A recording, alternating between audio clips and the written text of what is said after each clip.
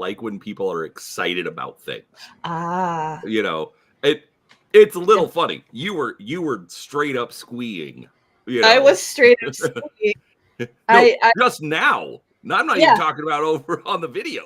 Oh yeah, I get excited, and then the sound effects start, and the yeah. Let's see, import progress. I have to import. Right, and but then- even if it's something that I don't necessarily care about, I get excited to see people get excited about things. So, anyways, that's why I said it was kind of funny. All right, fair. Yeah, I was last time we were on, I was I was like asking a bunch of questions and stuff because I'm not as familiar with the superhero genre, and so it was kind of like I was asking questions like, how do you define superhero? And they'd say things like, you know, an individual who I was watching. Oh, okay. Oh yeah, that's right. I remember now. Morning, Brian. Not the best. Brian's coffee hasn't kicked in yet. Yeah. Sorry, I had a PDF up. I couldn't even see the camera. I had my PDF up so I could import numbers. Because one of these is wrong. One of these is so wrong. What in the world? Triangle. What is that just cross stitch or is that something else? This is cross stitch. This is the pattern. I have to retransfer it to, like, when you transfer a new one, none of these, like the key over here, let's see if I can show you the key over here where it shows what symbol is what DMC number isn't. I have to go through and tell it that, like, in fact, this is the one that's incorrect right here. So the upside down triangle is not 3722. I don't know what it is. I have to find out, but it's not 3722. So I have to, like, fix that. So I have to tell it, and that's how it inserts all of these colors. That's why I know it's wrong, is because that's not red right there. So that's how it knows what color is what for the pattern. Oh, interesting. Yeah, which I have to pull a PDF to do. Where's my PDF? Yeah, I'm just going to cover all your faces up for just a few moments with this PDF while I figure out this color. What is upside down triangle? How are you doing today, Brian? You know, you guys aren't, like, obligated to be here. I know I have you as co-host, but if you're too tired, you are more than welcome to say, hey, too tired, won't be joining. It's okay. Hey, too tired, won't be joining. I'm just kidding. Bye, Brian. I'm kidding. That was short. I had an idea if no one showed up part anyway. Of my act.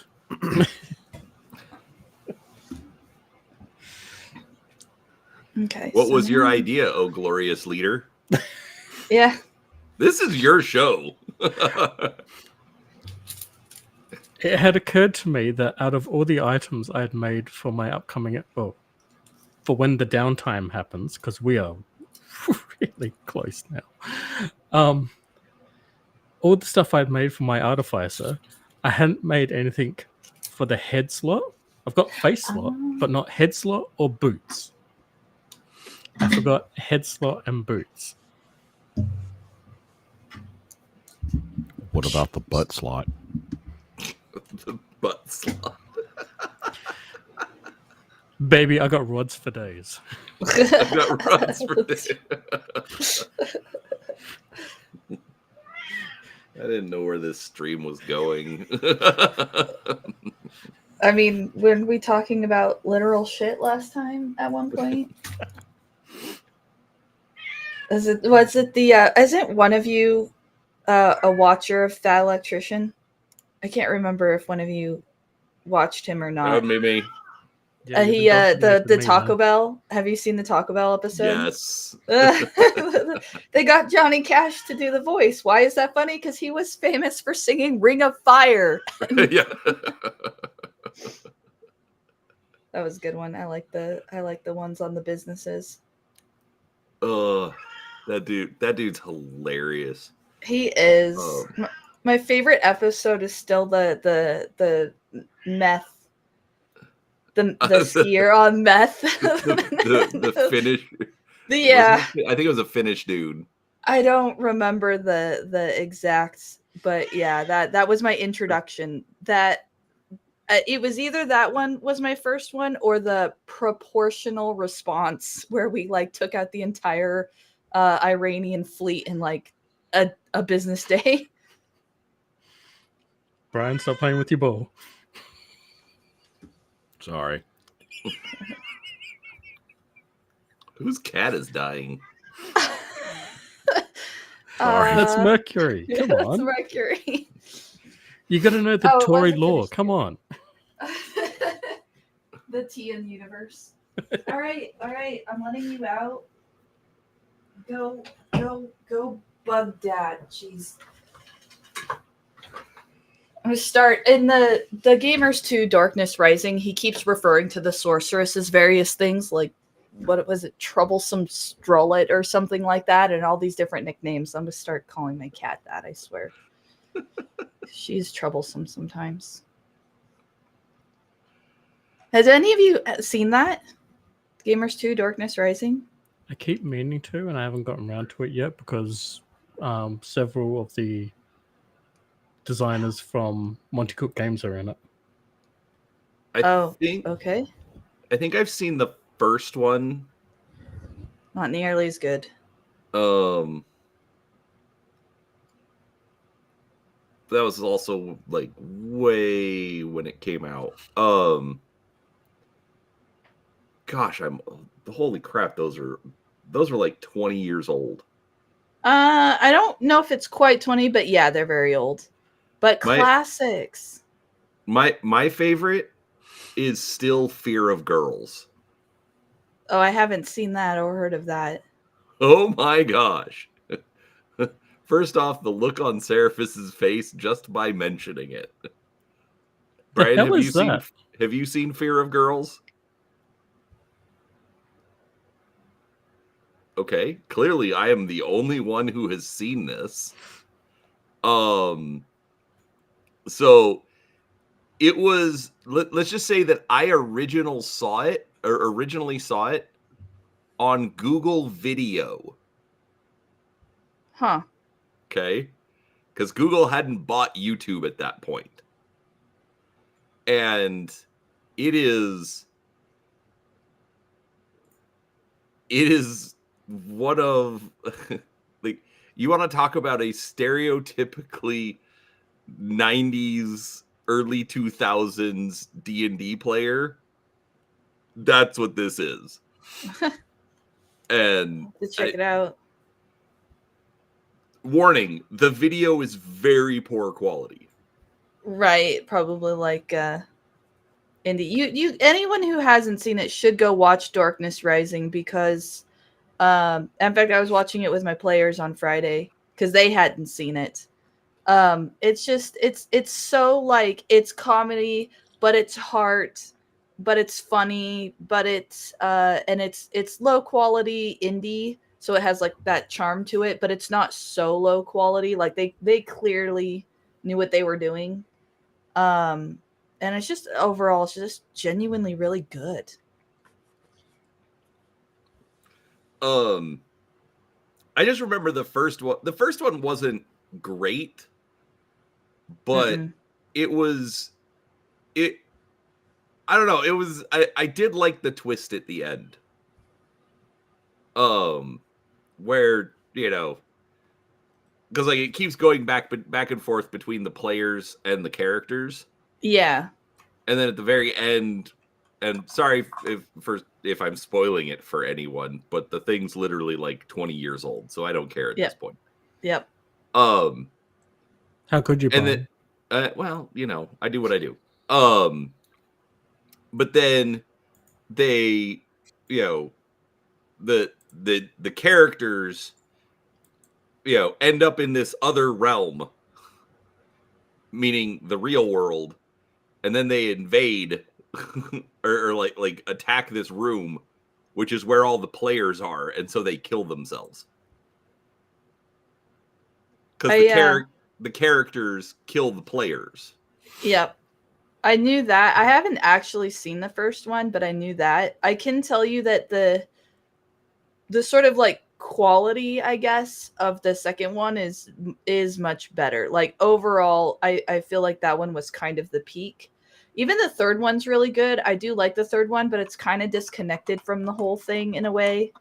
And it still doesn't have the quite the same I don't know. The second one was the peak for me. Got it. And I think many people. Coffee.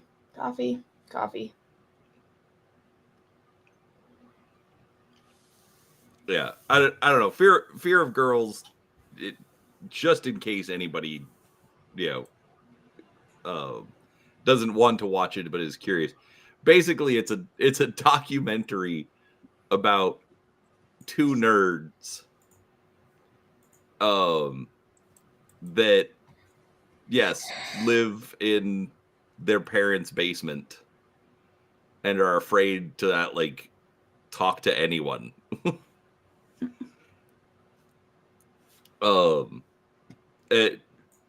It's I don't know. It's just really funny. I don't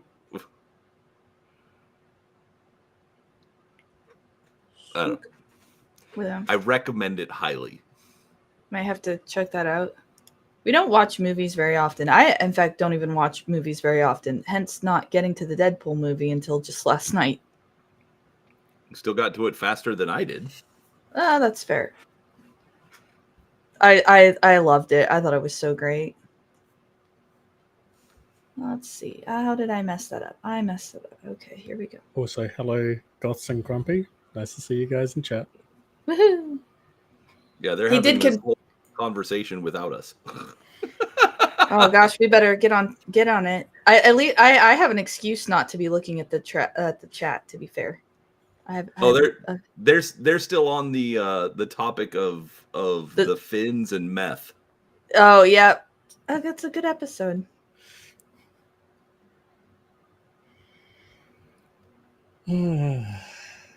The fact that it's just real stories, it's really great because you learn about things that you never would have really learned about from someone who clearly appreciates the history. He's actually getting a history degree. That's awesome. I mean, he's smart enough. Yeah. Okay. Speaking of Fat Electrician, does anybody actually? Well, actually, I guess. Seraphis, do you watch the Unsubscribe podcast? You're gonna have to remind me whose that one is. Okay, so Fat Electrician's on it, but it's also got Donut Operator, Brandon Herrera, the AK guy, and then Eli. This guy Eli Double Tap. So clearly Tori watches that one as well. Oh, I watched the Purple Heart. I so watched the Purple Heart. That was the best episode. The fact that they're calling it forced valor instead of stolen valor is hilarious. Right? Okay, so basically Brandon Herrera, so he's big on YouTube, he's a gun guy. On this podcast, he's the only guy who was never in the military ever. But because he's around a lot of military guys, he's very careful to make sure that people don't assume that he was a veteran. Okay, because he doesn't want, to have that get in the way. Because people get really pissed off when people pretend to be veterans. Yeah, that's a huge no-no. Right. And so it all started actually, I guess, last year on the Veterans Day episode. So this guy, Eli, actually got a Purple Heart. And it's actually kind of funny because he jokingly says that, he got it because he's bad at his job.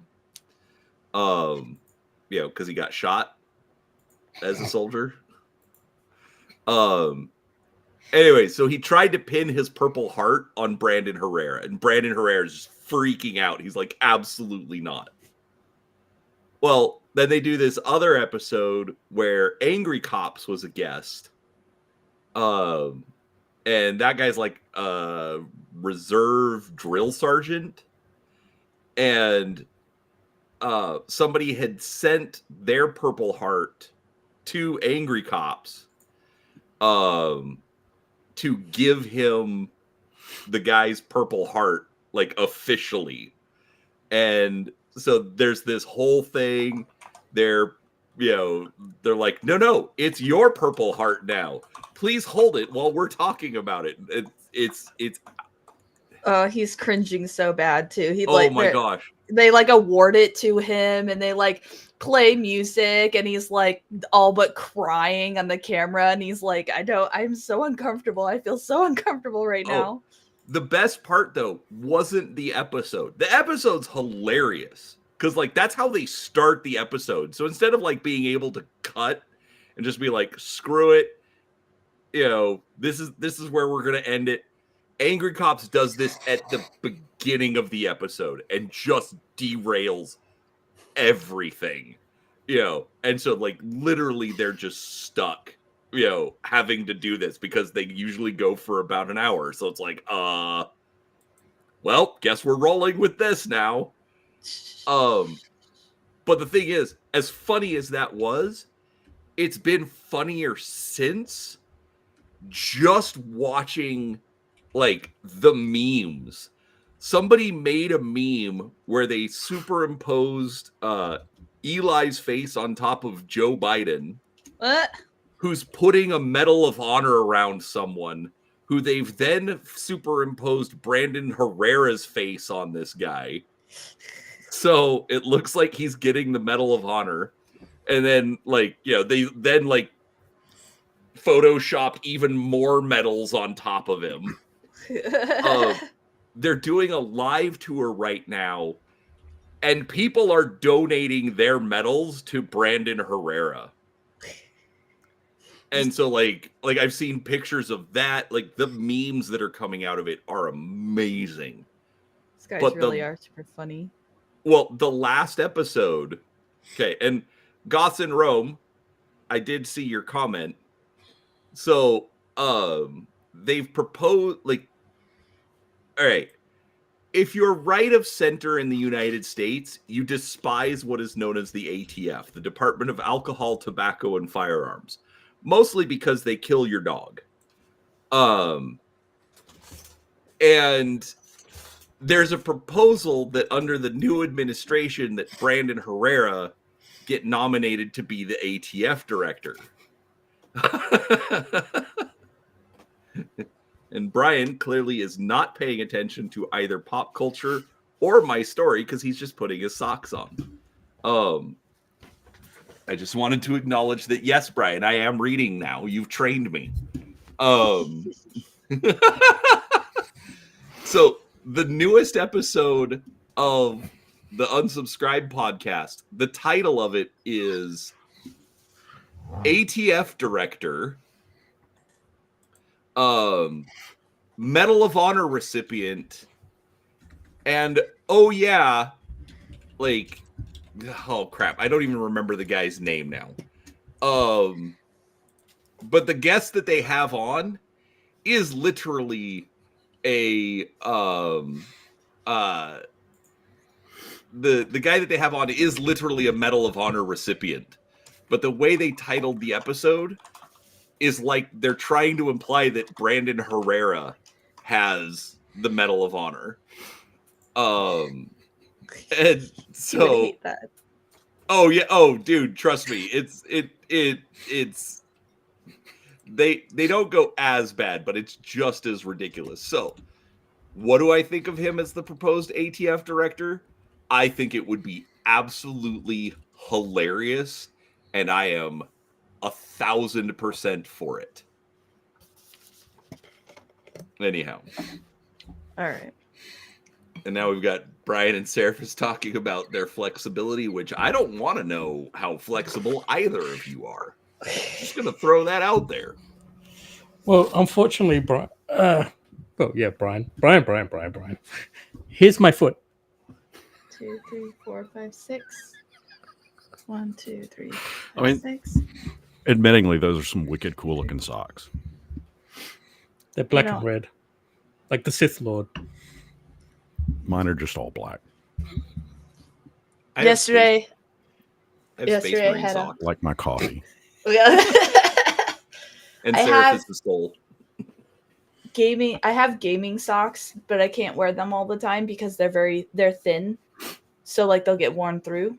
But yesterday I had a black sock and a white sock, one on each foot. What is a gaming sock?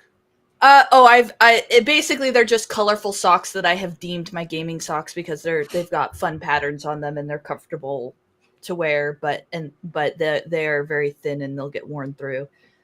So I don't wear them all the time, but they're all Nightmare Before Christmas themed socks. God, Oh okay. my god, I used to do the same thing before kids, obviously. I had Yeah. socks that I wear when I was gaming. They're just Why comfy. did Like kids make that stop? My 'cause- socks were thin, and like Tori was saying, her gaming socks were thin, and I've had them for about 10 odd years, so they started getting little threads. Okay. So why didn't you get new gaming socks? But I like those gaming socks. They were lucky. Well, but if they wore out, They're not worn out. They're now destroyed because little fingers kept pulling on the threads. see, that's that was the explanation. yeah. That's what he was asking about. That's what he Right. was asking for. Kids screwed this up. How? All right. I don't know. Be right They back. just Be right back. it's a big don't know. clarification there, Seraphis.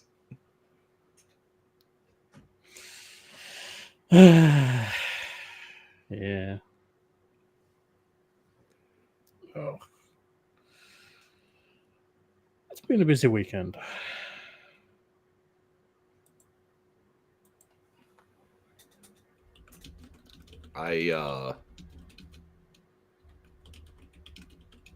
Yes, actually. Friday I had to drive Kim all over creation. Did you get a t-shirt for it? No, almost got a t-shirt.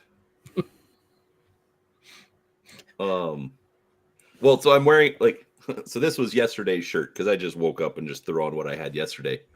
So yesterday was the Arizona State Brigham Young University football game, which I don't follow sports at all, but I graduated from Arizona State, grew up okay, I won't tell the whole story, but the short answer is, I'm a fan of Arizona State. But they played Brigham Young University, which is one of the Mormon universities. All right. It's always Mormons with you, isn't I it? have sock. I have joined the crowd. I have sock. There. I'm with you. Anyways, they were playing against each other yesterday. So obviously Mormon, lots of back and forth, and we almost got new ASU shirts for the game, but I did not. Anyways, okay, we need a gaming topic, and I like what Goss is bringing up. Well, actually, just quickly before we do that, Game Masters, I ended up backing the Darkest Woods in 3 hours to spare. I keep getting inundated with emails wanting me to back it, but I ain't got it's over now, so yeah. What is it? The Darkest Woods. Yeah, I'm curious too. I clearly have no idea. Yeah. So it's from Monte Cook Games, and it's designed to be a system neutral, kind of pick your own adventure, or I guess cabin in the woods style of adventure. The first one that they did was The Darkest House, very much pick your doom inside this haunted house. And now this one is the Darkest Woods, where you've gone into the woods and same kind of scenario type thing. But there's a lot of improvements done. There's a lot more like they're straight up like Lovecraftian UFOs and stuff that they've got designs and encounters and stuff for it. So it's really out there. Is the Darkest Woods a sequel to the Darkest House, or do you die in Darkest House, so there's no point to it? It's more of an expansion. Like you could do the Darkest House, or you could do the Darkest Woods, or you could do both. Okay. Yeah. It kind of depends on if you live or die. That would kind of be a key factor there. Yes. It's one of the things I liked about it is because, you know, unlike this 5e shit, you can die.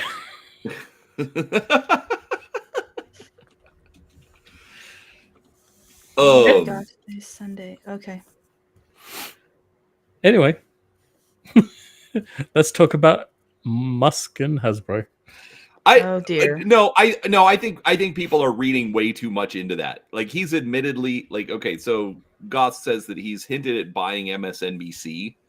But I don't like his attack on Hasbro. There was never any kind of an indication of, oh, I'm gonna buy this. That's how it started with Twitter too. No, Twitter was a little different because Twitter banned the Babylon Bee.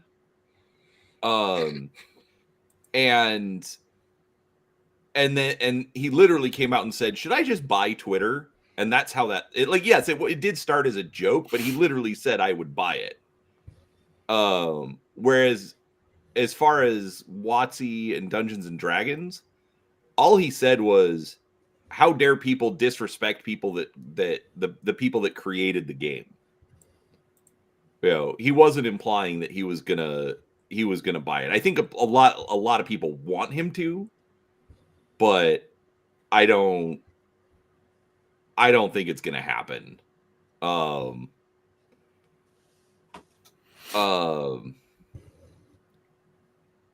I think people just assume he will because of the whole Twitter started because of the fact that he bought Twitter.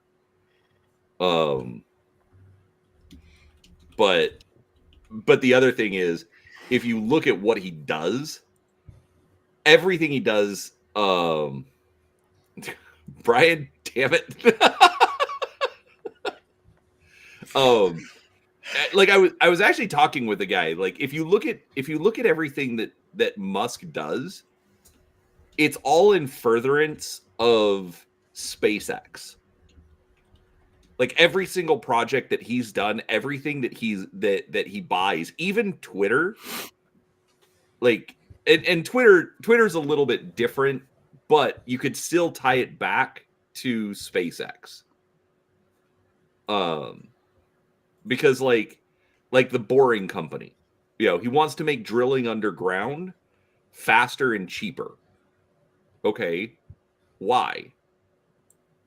Well, if he's going to set up a station on the moon or a station on Mars, okay, underground living or facilities are going to be really important, just for survival.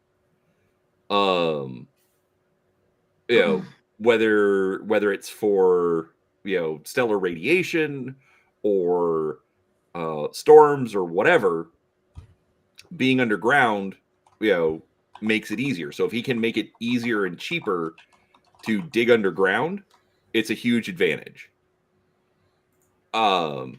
Twitter, somebody was positing after he bought it, so like, what's the latency between Earth and Mars? Okay, well, it's minutes for any kind of a transmission, and you're very limited on how much data you can send back. Well, with Twitter, even like with its expanded capacity, it's a 240 character limit. So if that's really all you're sending, then it's a much better way of communication when you're dealing with distance and time and bandwidth capacities that you really don't have. So like that's how I approach it, is like him buying Dungeons and Dragons, that would just be like a nerd thing. Like A, Hasbro's not gonna sell it, but B, it would just be like, I want it and I have a whole bunch of money, so I'm gonna buy it. But it's not happening. I'm still asking myself, and maybe I'm the odd one out, but I'm Why still you asking. joined? I'm asking myself why it matters. Why do I care? Like who cares what he says? Who cares if he buys it? What is it? What's the difference? Because it goes back to people being annoyed with the direction that Wizards of the Coast has taken Dungeons and Dragons. Well, I mean, I get that. I guess I'm kind of over what Bear. I heard it best when he said it in that one panel. He called it what is it, WotC derangement syndrome? Like, I guess I'm losing patience very quickly with the sheer amount of like pointing fingers and screaming and yelling at WotC. It's like, dude, I don't need WotC to play D&D. So, like, who cares? No, right, and that's absolutely correct.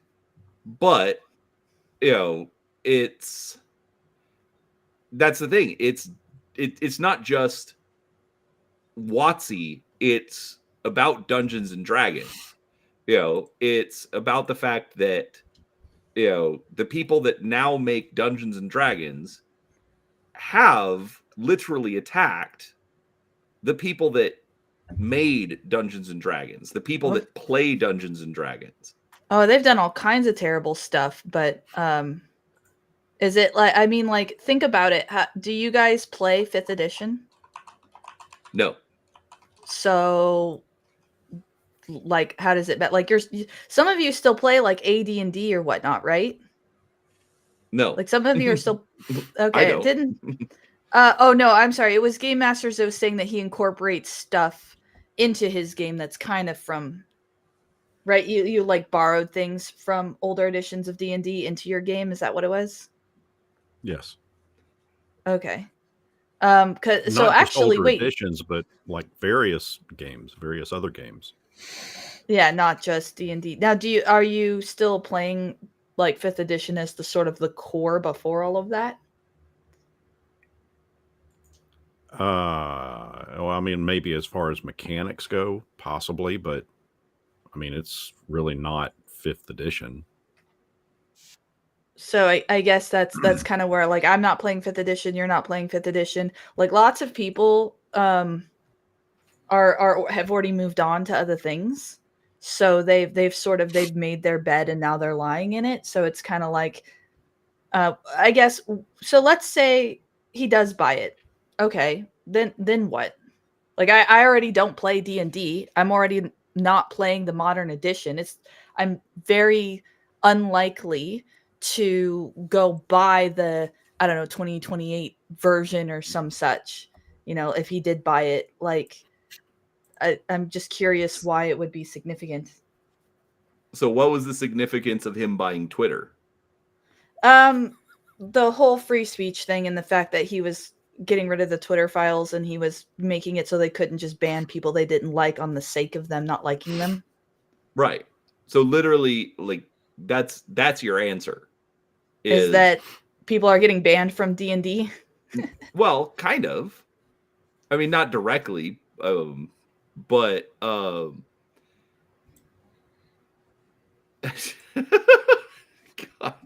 Brian and Seraphis are having their own conversation in their user IDs.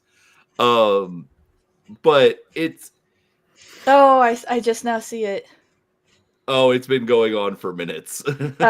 See, this is what I get for not looking at the camera because I'm like too busy stitching.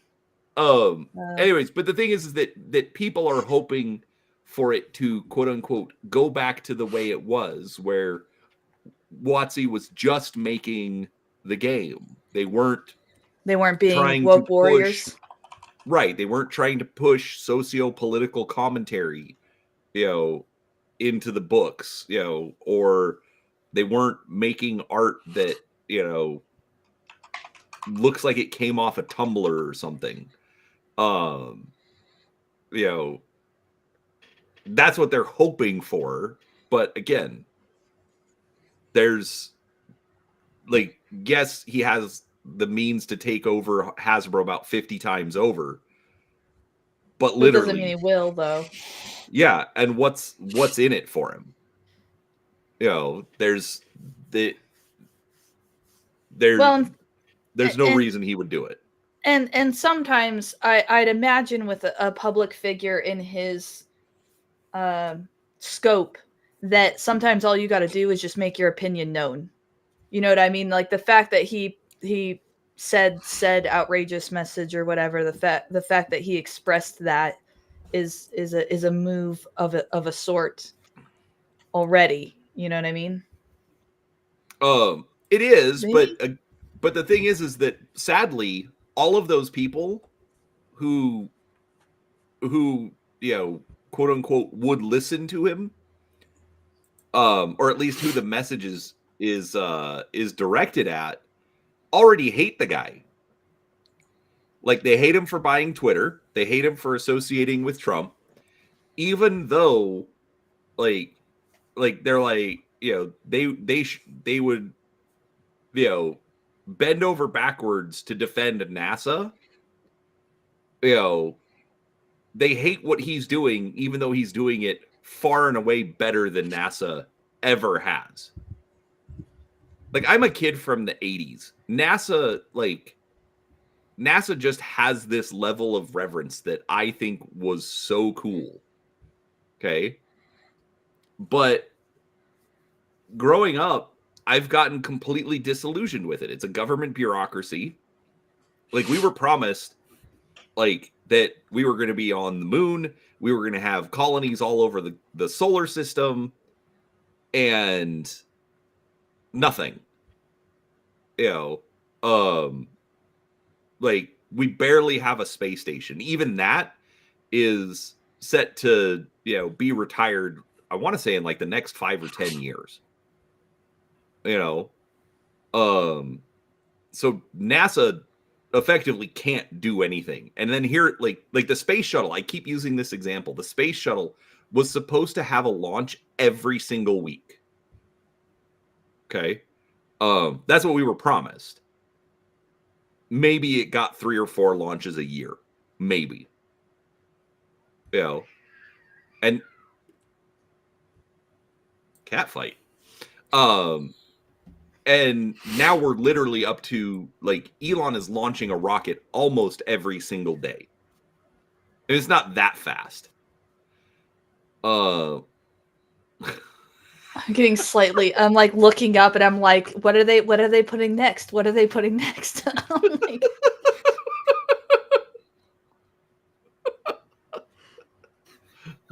Brian's going to hell. I'm already there. Cube.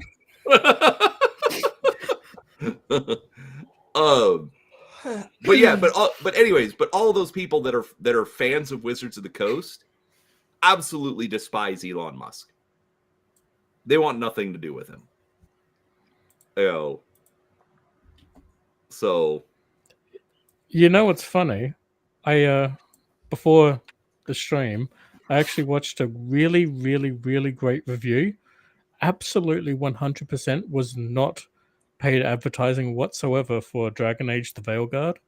oh, Absolutely shining positive review of the game, talking about how it's a soft reboot and what? how it's really good to see that they've taken the game back to melancholy high fantasy. What? So you're saying they didn't play it? Yeah. Also, the And I'm going to Totally call her a not dumb playful. cunt because she's from Sydney, and so because I recognize that goddamn twang in her Aussie accent, she's a fucking Sydney cunt. But oh my god, she pronounced Alathan as because Tori, Yeah. the Alathan Forest, right? Yep. Well, it's I'm sorry, is it that the Be right back. forest or is that that's the old Elvish Empire? Yes. Yeah, Arlathan. Yeah. Well, I mean, I've heard it spoken Arlathan, but yeah, I know what you're talking about. Arlathan, yeah. Let me put it this way: she didn't pronounce it the way I said it, and she didn't pronounce it the way you said it.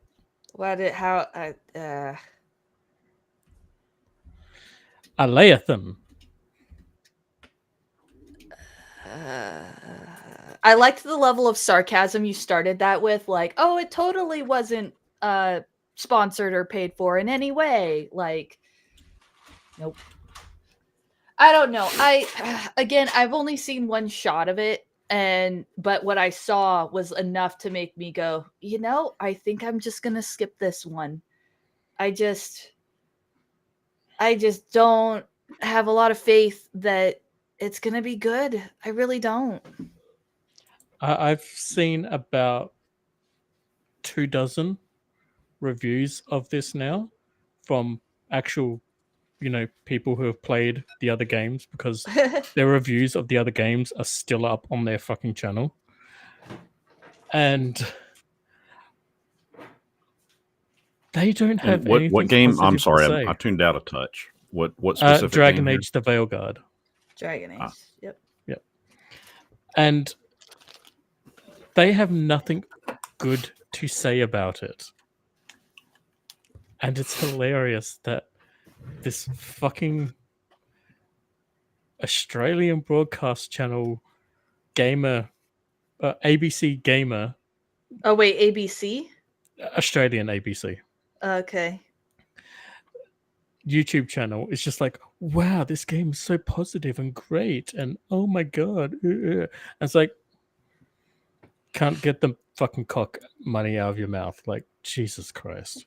It's one of those where you watch it and you're like, yep, this person's not really cognizant of what's going on in the community, out of touch much. No, and do you know what else she threw in there? No. A Mass Effect I Heart Garrus meme. I mean, I do heart Garrus though, so there's that. Like, I pick him every time in ME2 as Femshep, so I'm just saying. I like Garrus. Yeah, I like him better than Alenko.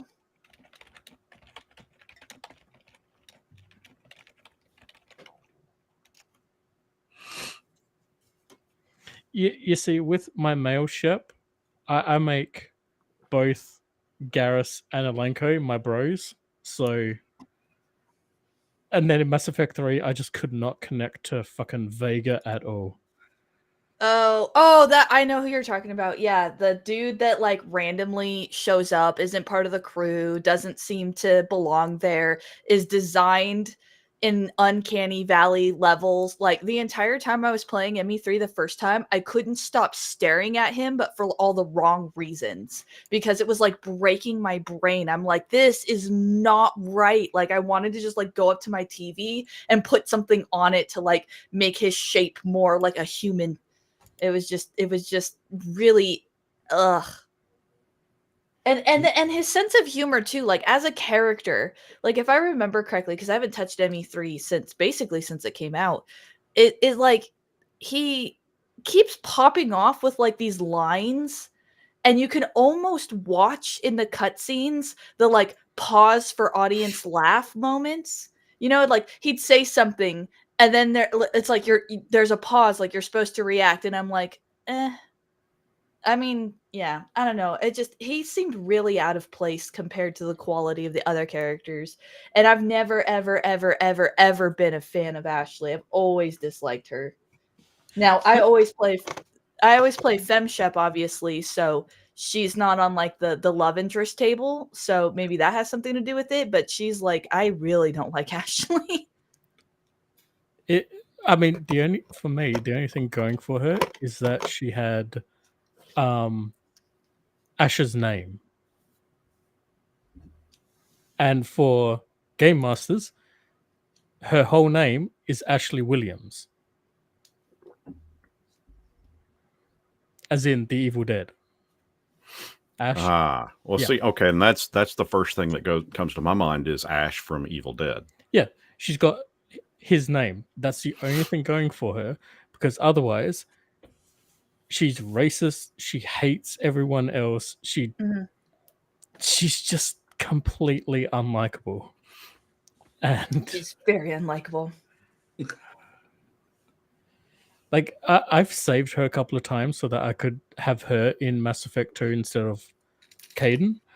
But even then, she barely improves, and I did not play any of my saves for Mass Effect 3, mostly because after playing Mass Effect 3, I haven't replayed it. Isn't that funny? Because that I've done that too. I've replayed the first two, but I've never replayed ME3. Oh man, I'd have to check my Xbox Live account, but I've played so many hours. So I've played every class through to max till they've gotten their level 10 equipment, right? With full completion mode for all of them. I've done that with Mass Effect 1 and Mass Effect 2. I've played Mass Effect 3 once. Yeah, I think I've only actually played it once myself. Well, and that's kind of like it once. It's kind of like 10. I've only played 10 all the way to the end like twice, but I've played the opening couple of chapters like a zillion million times because I keep starting it and then I set it down, and then when I pick it back up again next year, I'm like, I'll just start a new game. So I've only played the opening bits like a ton. I mean, to be fair, up until I re-got it again on Steam, I hadn't played FFX since the first 2 years after it came out originally on PlayStation 2. My sister has a PS2 that she keeps like all plugged in and ready to go and has controllers and save cards and all of that for it because we do routinely go through it. That one and Spyro Ripto's Rage is the other that's like it has a significant place for us, kind of tied to our story a little bit, so that's why that particular game. But no, she has a PS2 and we actually regularly played it every so often. But having the Steam HD release helps a lot because now I can introduce Steve to it because he's never played it, and then also I can stream it for anyone else who's never seen it. But I was like blissfully unaware of the whole issue with the character models until I actually saw the side-by-side comparison, and I'm like, crap, now I can't unsee it. It really is kind of bad. And it's unfortunate because like I'm streaming it for people to like experience it if they never have. And it's like, well, don't worry, you're getting the worst looking version of the game in the HD remaster. Like even the cutscenes don't look as good for some reason. Well, okay, I'll give you that. But for me, even though I've seen those same comparisons that you have, I will say, because of how much I used to play it, I've got those memories, and I literally have, my old PS2 saves to be able to go, this Steam isn't that bad. I've literally seen worse.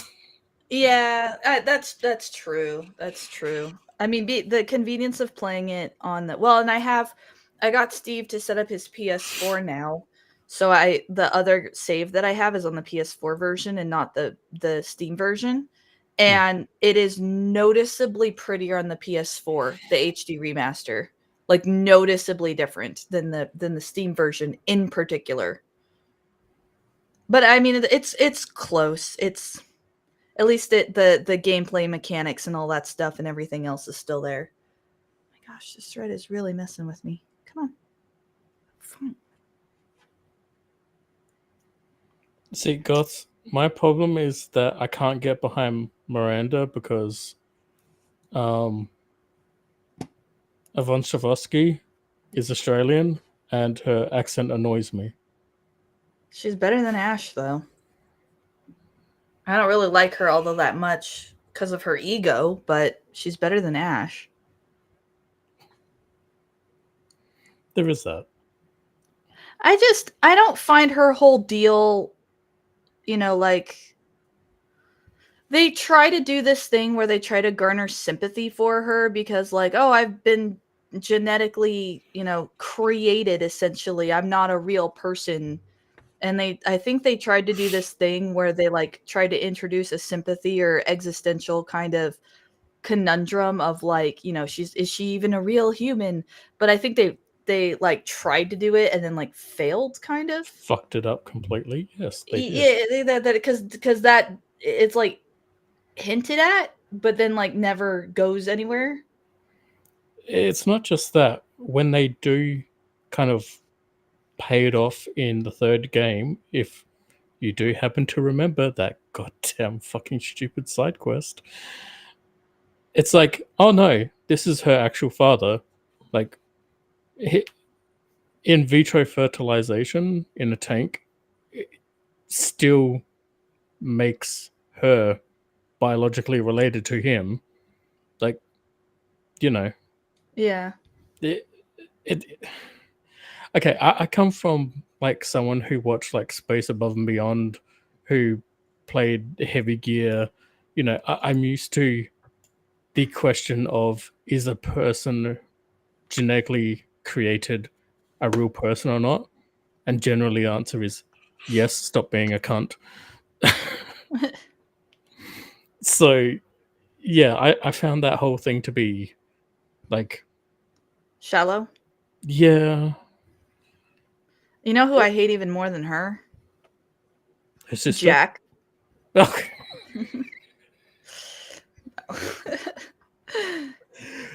I will say she was slightly better at Grissom Station in the third game. Yeah. Well, in part because I could stop staring at her god awful costume design. Oh, I know, Like, right? gee, mini Christmas. Like, I get that you're trying for a kind of fan bait. Like, there's the thing about the BioWare games is that all of their characters, specifically the romanceable characters, are there. You can see the audience they're playing to. There's like a fetish or like an audience that they're like deliberately playing to. Like, oh, here's the goth girl. Oh, here's the bubbly girl. Oh, here's the insert thing here, right? There's like a stereotype that they're playing to. And so I get that like she's playing to a kind of she's playing to a very specific thing, but even still the outfit was just so bad. It was just so bad. Yes. I put her, I can't remember whether it was outfit The alt outfit. alt outfit 1 or 2 or whatever. But yeah, I put her into the one that actually gave her like a shirt. Yes.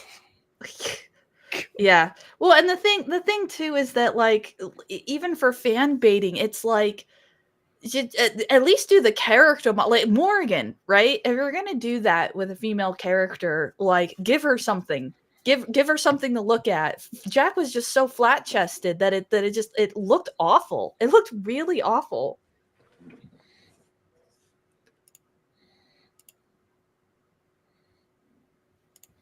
Although I mean, Morgan wasn't exactly packing it, shall we say? Holding puppies. But she was more realistic. Yeah. She at least had some curvature. She had something to her, but she wasn't like, waifu anime levels of like breaking of the laws of physics levels either, which, you can go too far the other way. I was going to say though, But then is it a video game? No, just kidding. Oh. Thank you for chuckling, Brian. I was going to say. I mean, I was thinking Morgan it, but was well written though. I feel like I need to go get. I can still hear you, but I'm gonna be right back. But my headphones are wireless. I can still hear you. I realize that this is my turn to have nothing to contribute, but I've never played Mass Effect.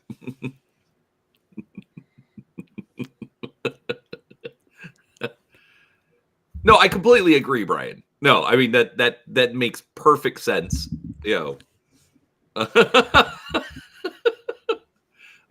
I say that, we just wipe them all out. It's the only way to be sure. Nukes from orbit.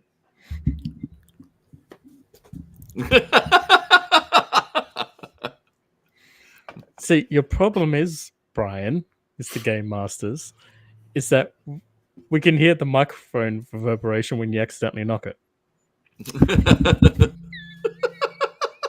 it's this whole ASMR thing I'm trying.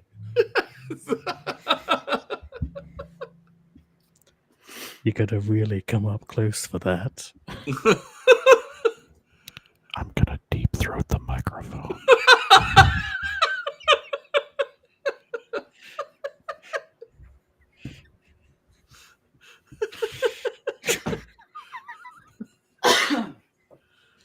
You make Pumpkin Snoopy sad. Making Pumpkin Snoopy sad. Oh, that set the cat off, damn it. My way. I'll make him very happy. I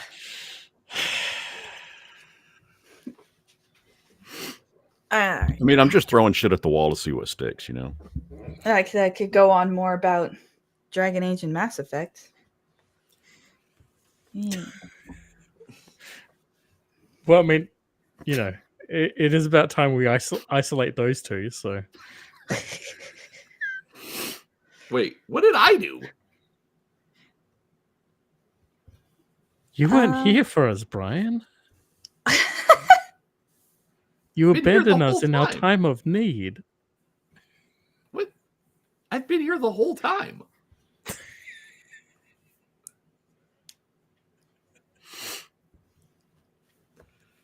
All right, so here I have a role playing question. I've been wanting this. I've been sitting on this sucker forever.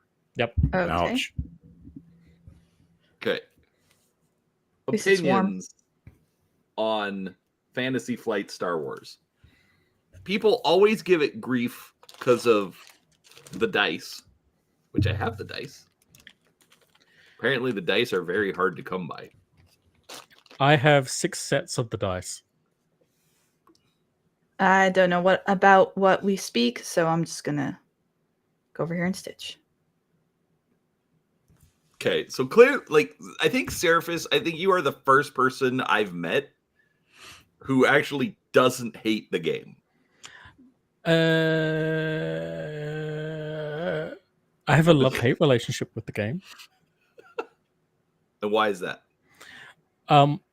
So if you open up that book, you'll notice that on one of the first few pages, it talks about the dice across about 8 pages. Yes, I did notice that. I despise that because I am wanting to play the game and I have a condition that affects my neurological process to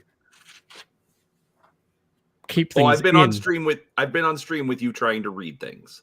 Yes, you know exactly. You know what I'm going on about. That book is a goddamn nightmare to me because I'm having to not only read it, I'm also having to associate what each die is meant to be used for, how it's meant to be used. Can I see these dice? Are these the dice I'm thinking of? I'm wondering if this is the Star Wars, if this is the game I'm thinking of. No, not that one. Here. Look I'm at gonna, my like, camera. full screen this. Where's my mouse? Oh, dead. Okay, that makes sense. Okay, yep, these are the dice I'm thinking of. Yep, exactly. I have those dice. Because it's just a Genesis system, isn't it? Yes. Correct. Yeah, okay. So yes, I have an entire bag of like 2 or 3 sets of Genesis dice that is like collecting dust up in the corner. Well, I think Genesis dice are even a little bit more different than these. No, but no, you're right, but I think they eliminate. I think Genesis might eliminate the white one. I'm gonna go get them now. I don't know. Don't quote me on that. I don't have any other reason to pull them So out. basically, I understand how the game works up until you have to use the dice, and then I have no idea how the dice work.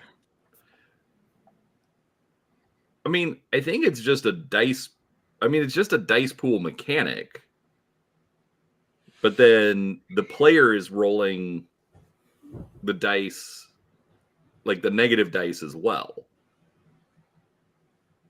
Because they just put it all into one, so like the yellow, green, and blue. These are all your positive dice. And then these are all your negatives. So say you're rolling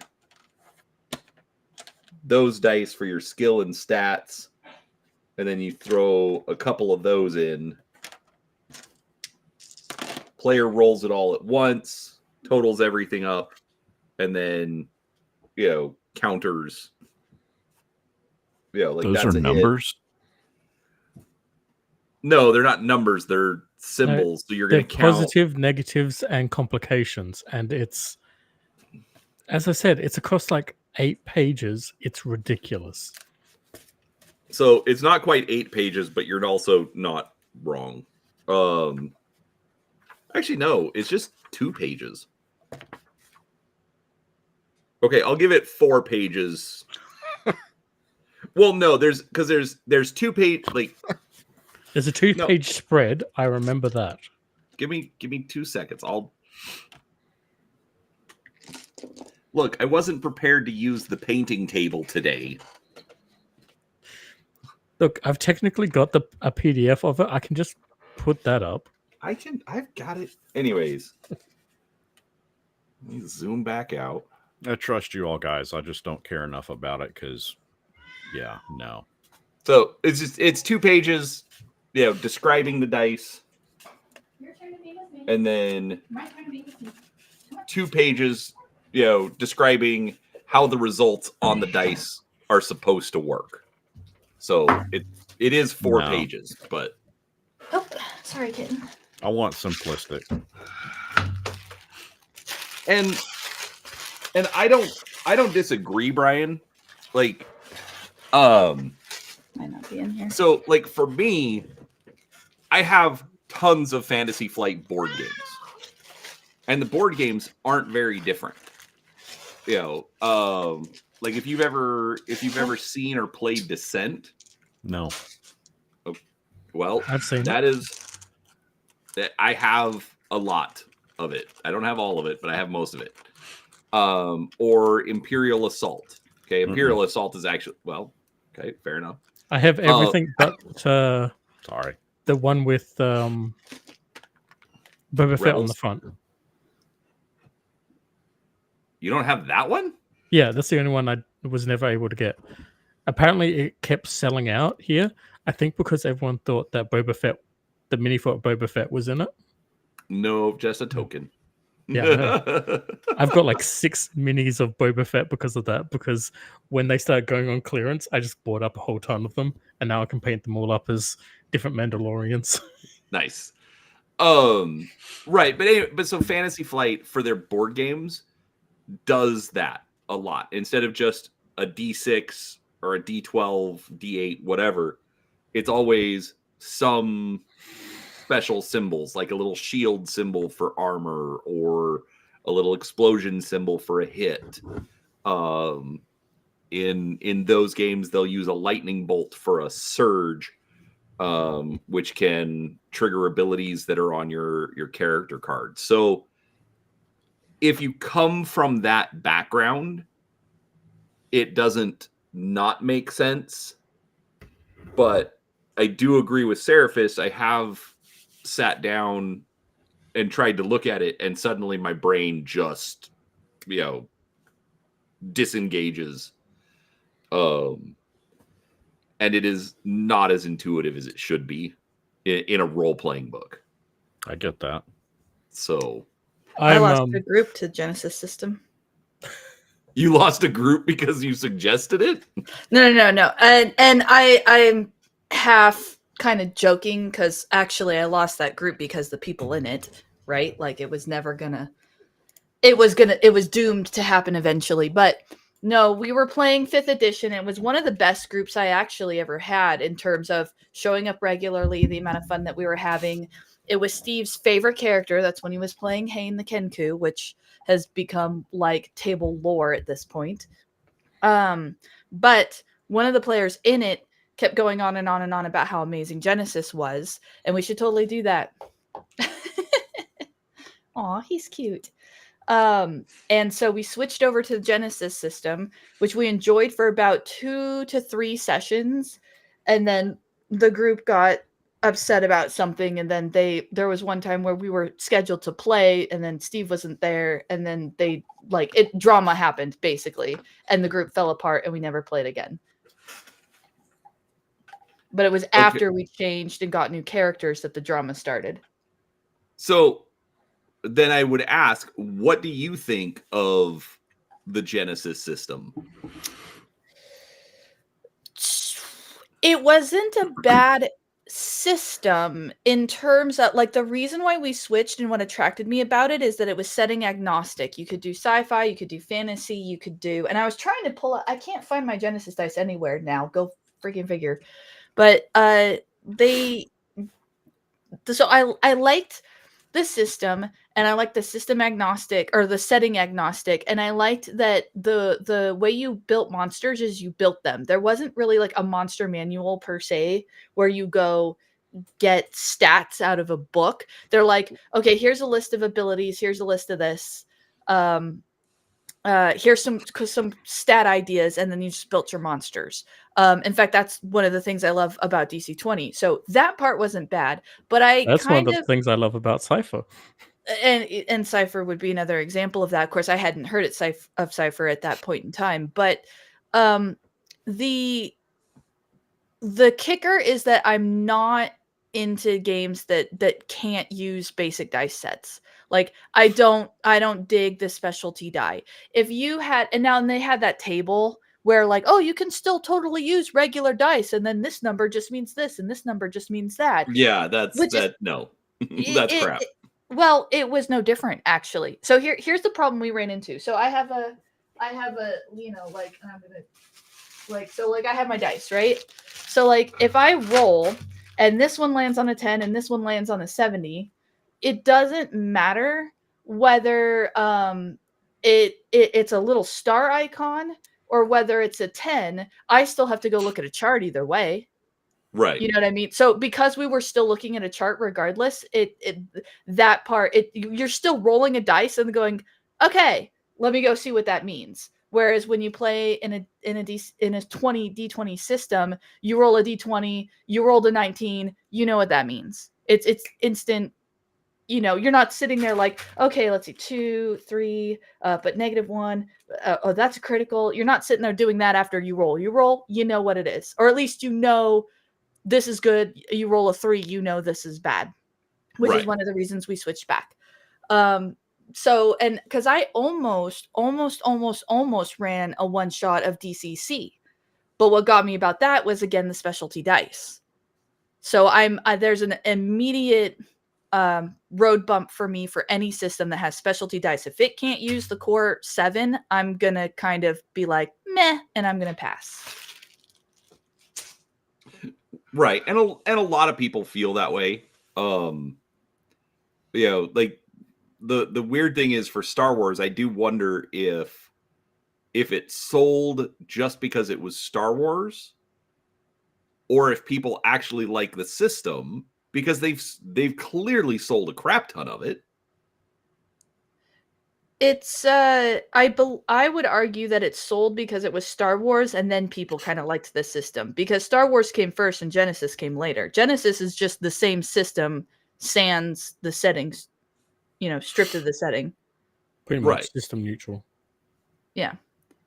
But as I understood it, Star Wars came first. Yeah, Star Wars definitely came first. That's because Fantasy Flight had the license to do everything Star Wars. And so they needed a role-playing game, and so that's what they came up with. And I mean, the dice pool mechanic is an interesting concept, but in fact, it was Steve who pointed it out to me back when we were playing it, and I very much agree. The phenomenon that I just described about rolling and then immediately knowing versus checking on a table, and that sort of pause that happens while you're still trying to figure out if what you have is actually good. See, I think here, Brian, Gur, and I have a bit of an advantage here, because with games that we play, we're used to dice systems. Play? No, just kidding. Let's not get too far ahead of ourselves. Do you not play BattleTech Shadowrun? You're used to dice pool systems. I play BattleTech. I don't get to play much of anything. Let's be honest. Yay. No worries. May you find no raccoons. Probably not raccoons, but possums we know for sure are down there. I almost ran over real quick. I almost ran over a possum while I was in Alabama. I didn't know they were that common. Yeah. What'd you say, Brian? I can see that. Yeah, well, it was actually kind of funny. It was on the freeway, and we were going between Tennessee and Alabama, and Kim wanted to get a picture of the sign, and so I'm pulling over to the side of the road so she can get a good picture of the sign. And like there was this thing just kind of moving, on the side of the road. It was just this possum just munching on some weeds. And you just ran it over? I almost ran it over. Oh, almost. Okay. Yes. I would not intentionally run it over. No, I think the biggest issue that I've ever encountered under the house is, so I'm we had this water pipe break, right? And this is probably week 3 of me dealing with it. So I've removed had to cut it open to get the membrane open to let all the water leak out from underneath this membrane that was holding all of the insulation in. So now I've got the pipes fixed, but now I have to go in and get put more new insulation up, because the old insulation was just water saturated. And then I have to get a new membrane and put it in there. Problem is I can't see through the membrane to where I need to attach it to the floor joists. That's all on a side. The worst thing that I've ever seen under there, however, was when I did disconnect that pipe, there was this big, massive thing.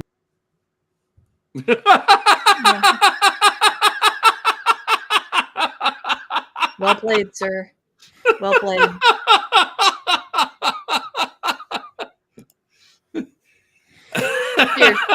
Cheers, sir. I regret teaching him that. If I had not been, quote unquote, trained by all of you weirdos, I would be rather upset right now. Do I classify as a weirdo? Aww. Absolutely. Aww. I've met you, at least online. At least online. Tori. Huh. Despite the fact that I've generally stopped messaging you first to say, did you want to be on? You have started messaging me saying you want to be on. True. Even though I'm actually up. Obviously, even though we all know that you are always welcome as the 4th member of this panel. It's true. I'm just happy to be part of the club. I'm a qualified weirdo. I can say I've qualified. Brian said so. Yes. I mean, I've always been crazy, but now I'm a qualified weirdo. Mm. Whoa. But no, it's so. Are you guys going to be heading off soon? Or are you looking for another topic? Because I have one. Yeah, we can do one quickly. I don't know. Well, so referring to the quote unquote drama from earlier, but part of what was involved in that was players fighting each other in game.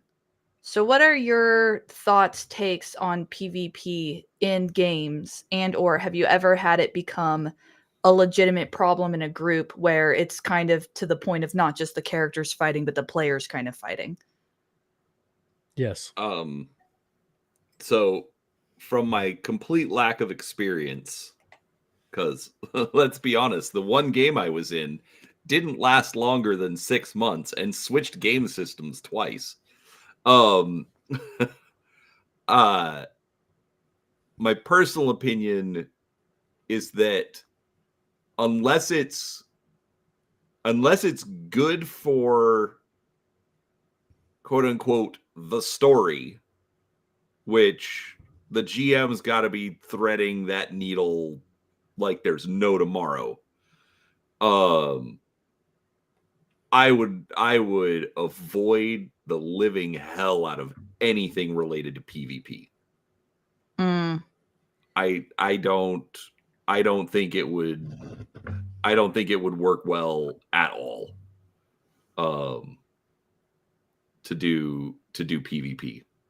Like, we all think it sounds cool, but somebody's gonna get pissed, somebody's gonna get angry. Well, you couldn't do that, or you shouldn't do that, or well, your character doesn't know that, or whatever. You're going to introduce absolutely unnecessary drama into the table. Yeah. I will counter that with my own story. And I know Brian is immediately going to get these references. I'm unsure if Tori will, but I suspect you will. So, the problem player in my group was a great dear friend of mine, still is. I haven't kept in contact with him lately. That's me being a bad friend, but so his name was Brian, like you. Now, my general nickname for him forevermore will be Team Killing Fucktard.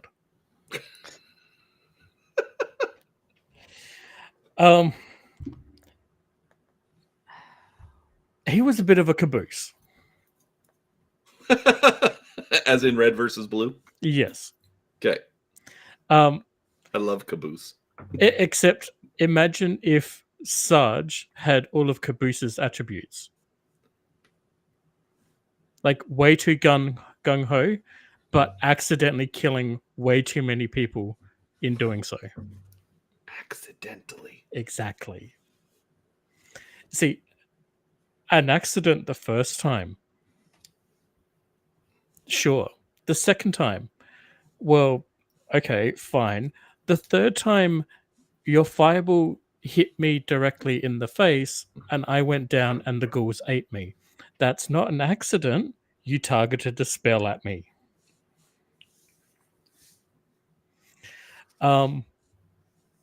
Anyway, I finally got his character eaten by a dragon, so yeah. So you're not really countering my opinion. You're just telling a story to support it. That's what I'm getting here. The difference is though is that we still have a great friendship. We didn't break up over it. We still played. It was one of the people in our BattleTech game that went on forever. Yeah, he's a good buddy, but I wouldn't. But specifically giving him certain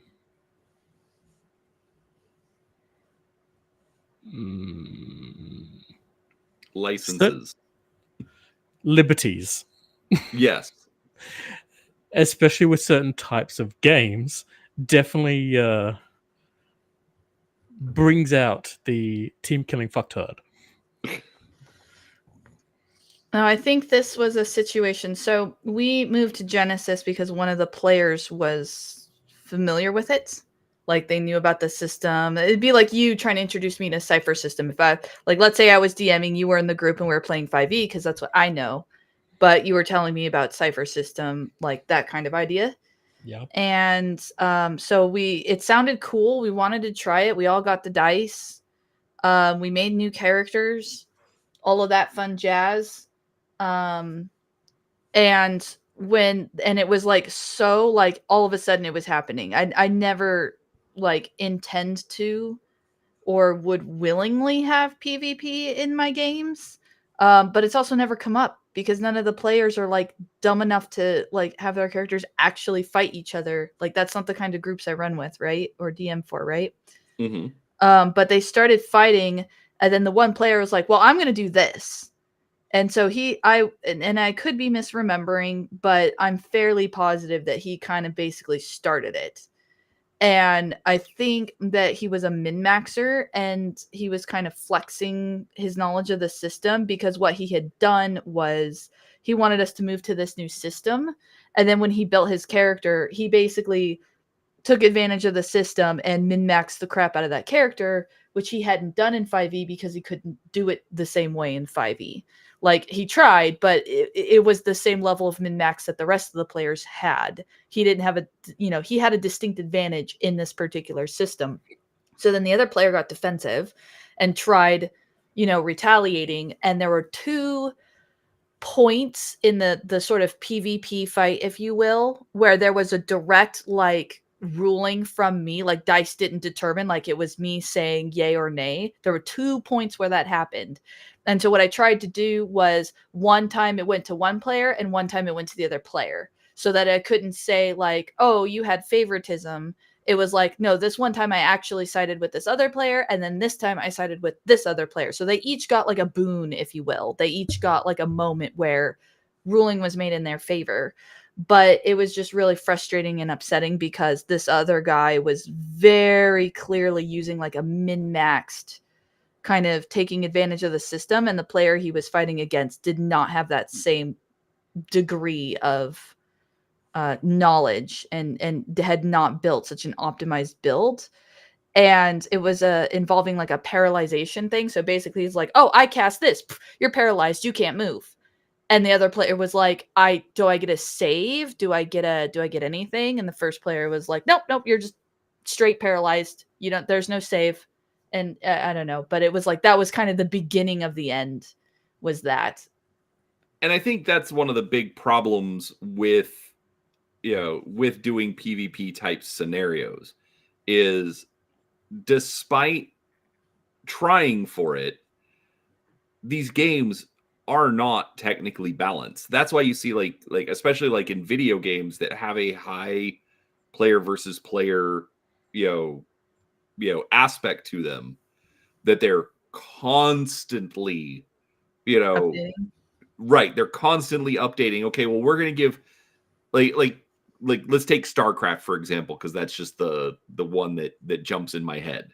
Okay, they're constantly like, oh, this unit gets to do 1 more point of damage now, or oh, this unit gets 1 less point of armor, or this unit's going to now move 2 pixels per second faster, whatever it is. They're constantly doing that because they're trying to balance out the games, but it's a statistical impossibility. There's always going to be a meta. Right, exactly. And yeah. And so that's one of the things, like, having your thief go up against, the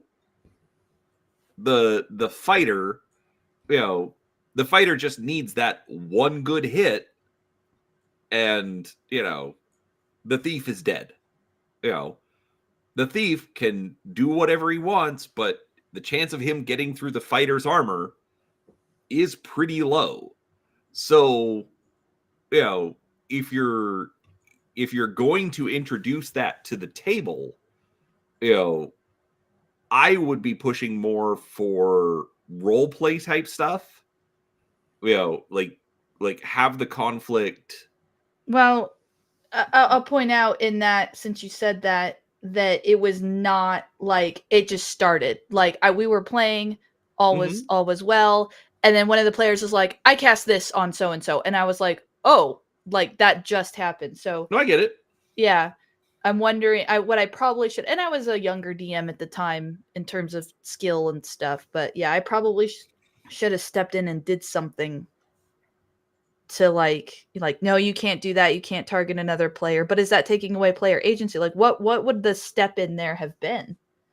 Absolutely, it's taking away player agency, and the problem is that, you know, there's no way to not well, I mean, are there certain times where taking away player agency is warranted, and is the one of those times? I would say no, you shouldn't take player agency away, but, you know, the players have to realize that they're probably going to derail everything. Not the story, the game. Because again, somebody's going to get butthurt, somebody's going to get annoyed, somebody's going to get pissed off, and, you know, within a session or two, that game is dead. And that's kind of what happened. Right. Because at the end of the day, you're dealing with people, okay, that are all here trying to have fun, trying to play a game, and, you know, it, like, unless you're enforcing that social contract, you know, like PvP, all it's going to do is piss one of the two parties off, because either the guy that started the fight is going to win, and then he's going to piss off the guy that he just killed, or he's going to pick a fight that he didn't realize he wasn't ready for, and, you know, the defender is going to take out the aggressor, and then the aggressor's still going to be pissed because he didn't get the resolution that he was hoping for. So how would you have ended that particular scenario, like if that happened at your table? Having never been in that situation, I would probably just pause the game and say, "Hey, do you really want to do this? You know, what is it that you're, you know, probably even just take the guy aside and just say, what is it that you're trying to get out of this? Why do you want to do this? You know, and just explain, you know, you realize that unless you've got a good story reason here, all you're doing is blowing up the game. If you want out, get out. That's your call. But the rest of us are here to have fun." It sounds like a good, yeah. Is it probably one of my biggest regrets as a DM is that I didn't jump in and stop that. And I still wonder to this day if it was going to happen, like if it was kind of inevitable that it was going to get to that point, or if changing the system, like could I have saved the group if I hadn't changed systems and we just kept on the track we were? No, the player's mentality definitely sounds like it was problematic to begin with. Okay. That makes me feel a little bit better, actually. If they were going to immediately start using this new system to make it advantageous for themselves, that means that they are mentally inclined to be doing that to begin with. So that's fair. Yeah, it's a good point. Well, there you go. That is our discussion / lesson for anyone watching after the fact is the what happens when PvP crops up in your games. It happens. That's the thing too. Like, it's good to talk about it because it does happen. And I feel like when it does, it would happen to DMs like me where it's a surprise. They don't see it coming. They're caught flat-footed and not able to handle it very well. Goth Rome, there's real quick. There's nothing bad about making a game advantageous to yourself. But the problem is when you use that against the other players, right, to derail, to end up derailing the game. That's where the problem comes in. I'm going to just borrow the cipher system right here. Oh, you and the cipher system. No, I'm just kidding. It did look very good. Just point out Monty Cook's words right here on handling players. For example, a player might try to use the energy protection ability to protect against kinetic energy and then claim that he is immune to all attacks. He will see this as a hole that he was smart enough to exploit, and he will hold up the rules and say, "Show me where I'm wrong." When a player does that, point him here. You're wrong. That's funny. So wait, are you I gathered from a comment earlier, so you're not a big fan of Monty Cook games, but they're the ones who wrote the cipher system that you're a fan of. So is this like a love-hate relationship? No, Seraphis loves Monty Cook. Oh, yeah. Okay. Big fan of Monty Cook, Bruce Cordell, Sean Reynolds. Yeah. But wasn't there something you said earlier that you would never the gamers too? You said that the creators of Monty Cook was in there, so you'd never watch it? No, I haven't watched it, despite that. Okay. Sean Reynolds is in it. I misunderstood, but I like that. That is appropriate level.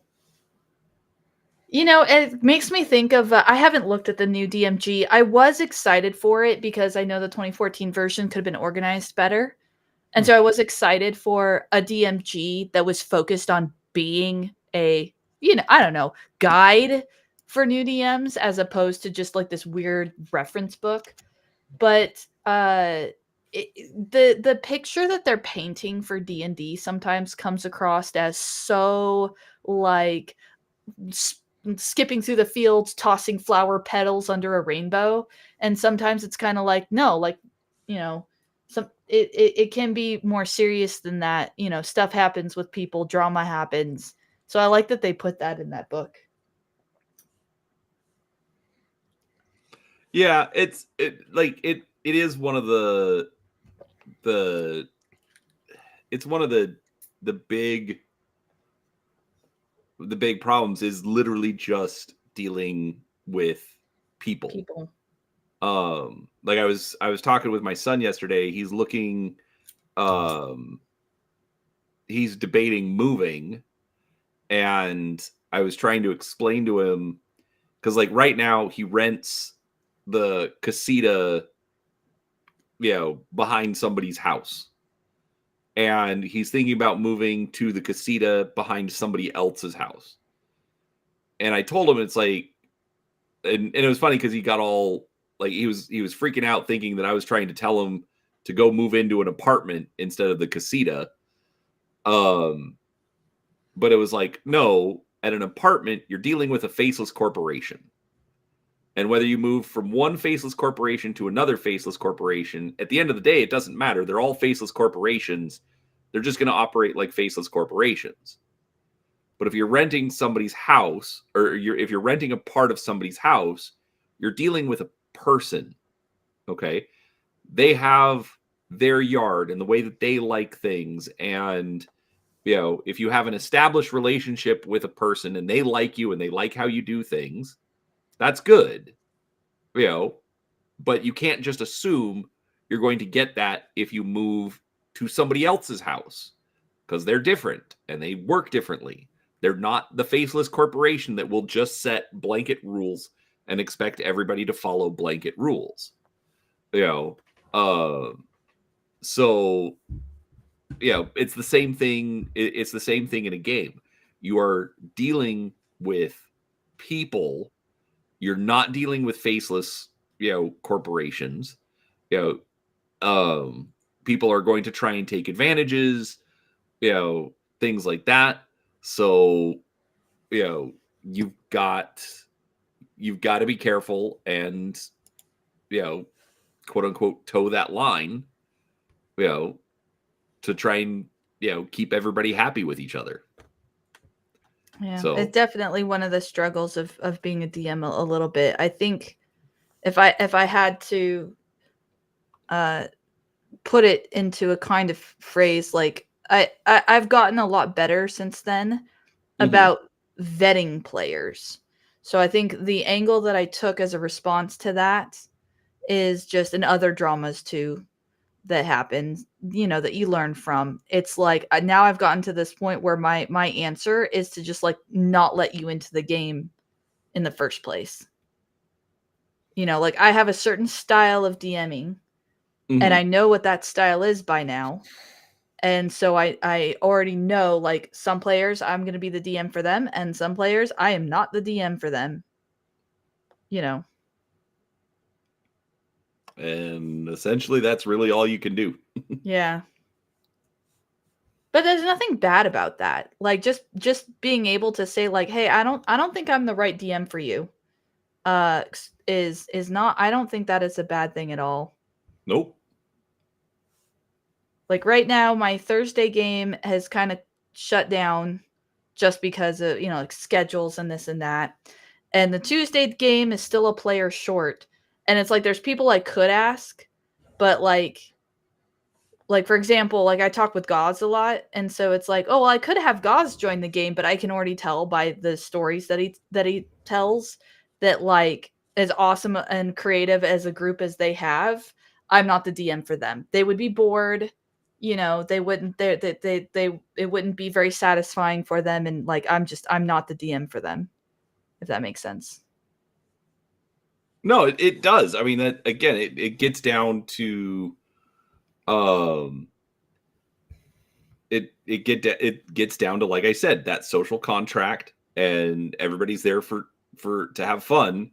And if you don't think that you're going to be compatible with it, yeah, there's nothing wrong with backing out. Do you think, I mean, gosh, does DMG even mention anything about that? Because I feel like it should. Because that's a huge part of actually DMing, as you just stated. Wait, does the DMG mention what? Sorry, you like the social contract, or like how to deal with that, or the fact that DMing involves.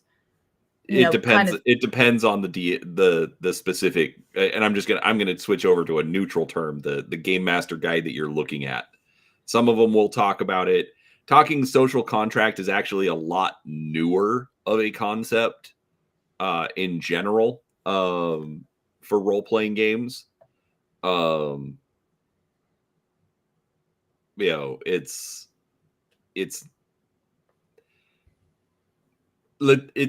It's that I'll just leave it at that. It is a much more modern concept. Sometimes I like how it's used, sometimes not. Makes me wonder what it was like, before my time then. This stick just messing with me. Like, was it something DMs just discovered on their own if it wasn't talked about, or did these kind of situations not pop up for older DMs, or they did?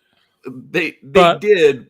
Again, you're thinking about the time period as well.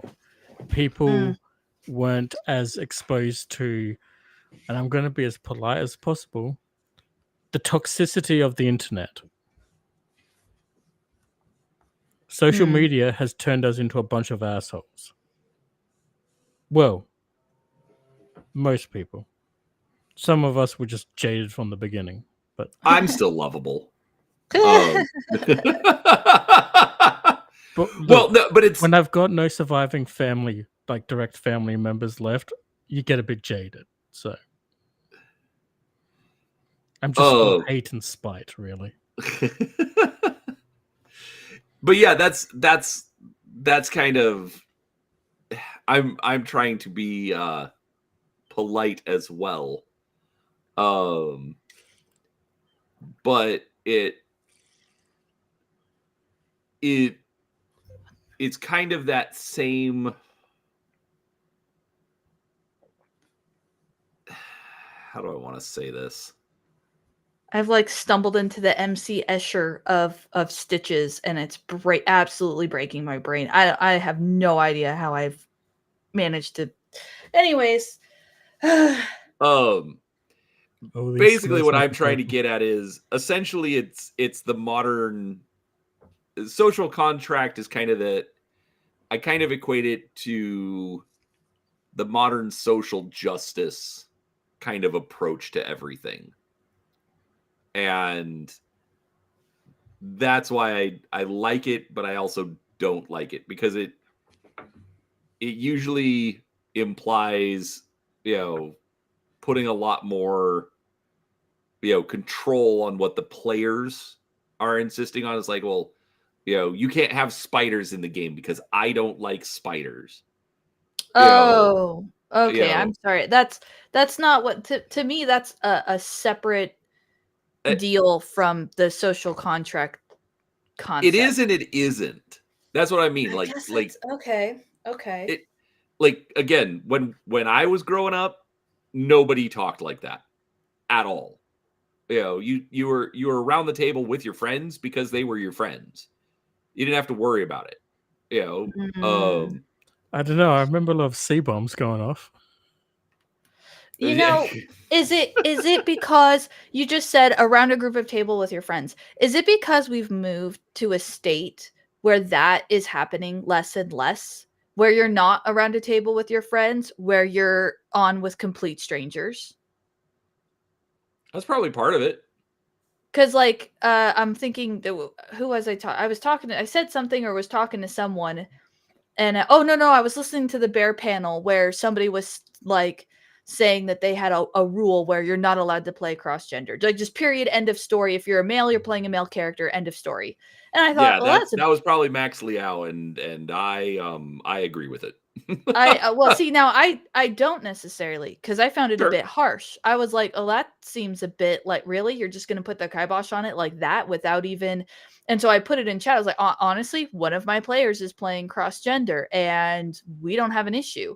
And then he pointed out, well, you're playing with your friends, aren't you? You know these people, and you play around a table. And I go, oh, because he was referring to like, like, and okay, so whether it's online or going to a game store, but the concept that these are total strangers is a lot easier as a DM to just put the kibosh on it, have this basic rule, and if you don't like it, go play at another table if it's that important to you. Otherwise, just play your own gender type deal. And I could like suddenly see his point, because now I feel like we're almost talking about two different social contracts entirely.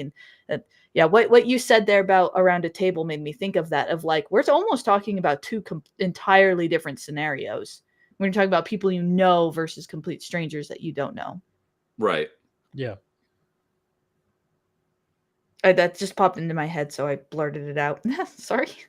Yeah, that also reminded me of the conversation Grim and I were having when we were watching that too. Because in my home game, she plays a male dragonborn barbarian, essentially. And, we don't have any problems with it. But oh, go ahead. I was going to say, but you could see how problems could arise if, you're in a public forum of that, though. Well, and also it just occurred to me, both of the situations where like, oh, we do it and we don't have a problem. Yes. She does that. That's like, you're a liar. No, it's Good grief. Both of the situations where we're defending having that be in place because it's not an issue are females playing as males. And the scenario that he described in that panel that was the quote unquote problem issue and the reason why the rule exists was a male trying to was the play a female. female. Yep. So part of me wonders if there's, because I have not heard of any, correct me if I'm wrong, but I have not heard of any scenarios where female players play male characters because like sex toy type, like that mentality of like, oh, I just want to play something with the opposite genitalia. But I have heard of stories of male players playing female characters because they just want to be a pair of boobs bouncing around the room. You know, like that is as deep as it goes for them. So, or like I used to live with these people, and one of them was like, in every video game I always play a female character, and I was like, why is that? Why don't you ever play? And I mean, he never played male characters in video games if he could avoid it. And I was like, why? And he said, well, because female characters are just prettier to look at, you know, especially in like MMOs and stuff. You know, when I'm sitting there watching these characters run across the field for hours at a time, that's, you know, I'd rather look at something pretty, because male characters are usually very, very ugly. And I kind of went along with it, but yeah. My only thing about that is, and I've got several friends who do the exact same thing. My only problem with that is that they will then be hypocrites and put them into like festival clothes or things like that, so that they're running around like a scarecrow or, you know, whatever, right? Like a monster outfit or something. And then you're like, why are you playing a female character then? Again, yeah. Or you know, they choose the female character, but then they're playing in first person the whole time. Yeah. And and I'm not to say that it is impossible for a male to play a female character. Not like, you know, there might be some out there that are very genuine about it, but I feel like that ratio is a lot smaller than the previously described ratio. And so that that too might make the difference, because I also have a female player playing a male character in my game. Although I will be fair, Grim currently wants to either retire or put aside her current Dragonborn to play a human investigator in the Cypher game, because basically she wants to play Columbo. Oh, that's awesome. Dude, Columbo is, I love him. Columbo is amazing. So valid. The only thing she requested was that he have a coat that he can pull an endless supply of eggs out of. Eggs? Boiled eggs. Boiled eggs. I don't remember. If you know that Columbo, you know he does that so often in the show. I don't remember ever seeing that in the show. I'm gonna. Oh, he does it a lot. A couple of years ago, we literally watched the whole series. Oh, I have all of them on DVD. I'm gonna go Stitch after this. I'm gonna go put it on and Stitch and watch it to go check that out. But yeah, usually it's around the beginning, and usually when he's arriving at the crime scene to begin with, he'll either have an egg or he'll have the dog. It's always one of the two. I'm gonna have to go back and watch now.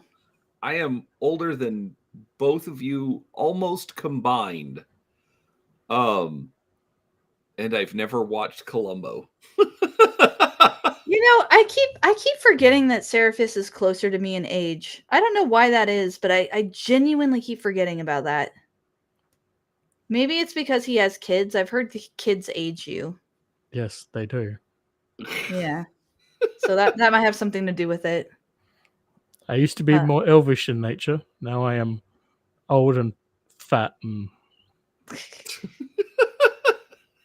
and better for it. No. I'm hoping to die of stress soon. Oh. But yeah, it's we were going somewhere with that. Like I think I had like a point or a thesis that I was getting at with that whole like the rules and the male to female thing, and now I can't remember what it was. I cannot find this thread. I mean, play the character, not the gender. Well, play a character, not, you know, jiggle physics in your head, I guess, because D&D is a game of imagination. I don't know. Gods has been going off on the side over there, and I've been like I haven't been reading it, and I'm kind of scared too. I wouldn't be scared of it, but it's exactly what you think it is. Okay. Yeah, no, I like as a kid making characters just because that's all I ever did. I never got to play. Maybe you should join our Tuesday game, Brian. I was in a Tuesday game once. I really enjoyed that Tuesday game too.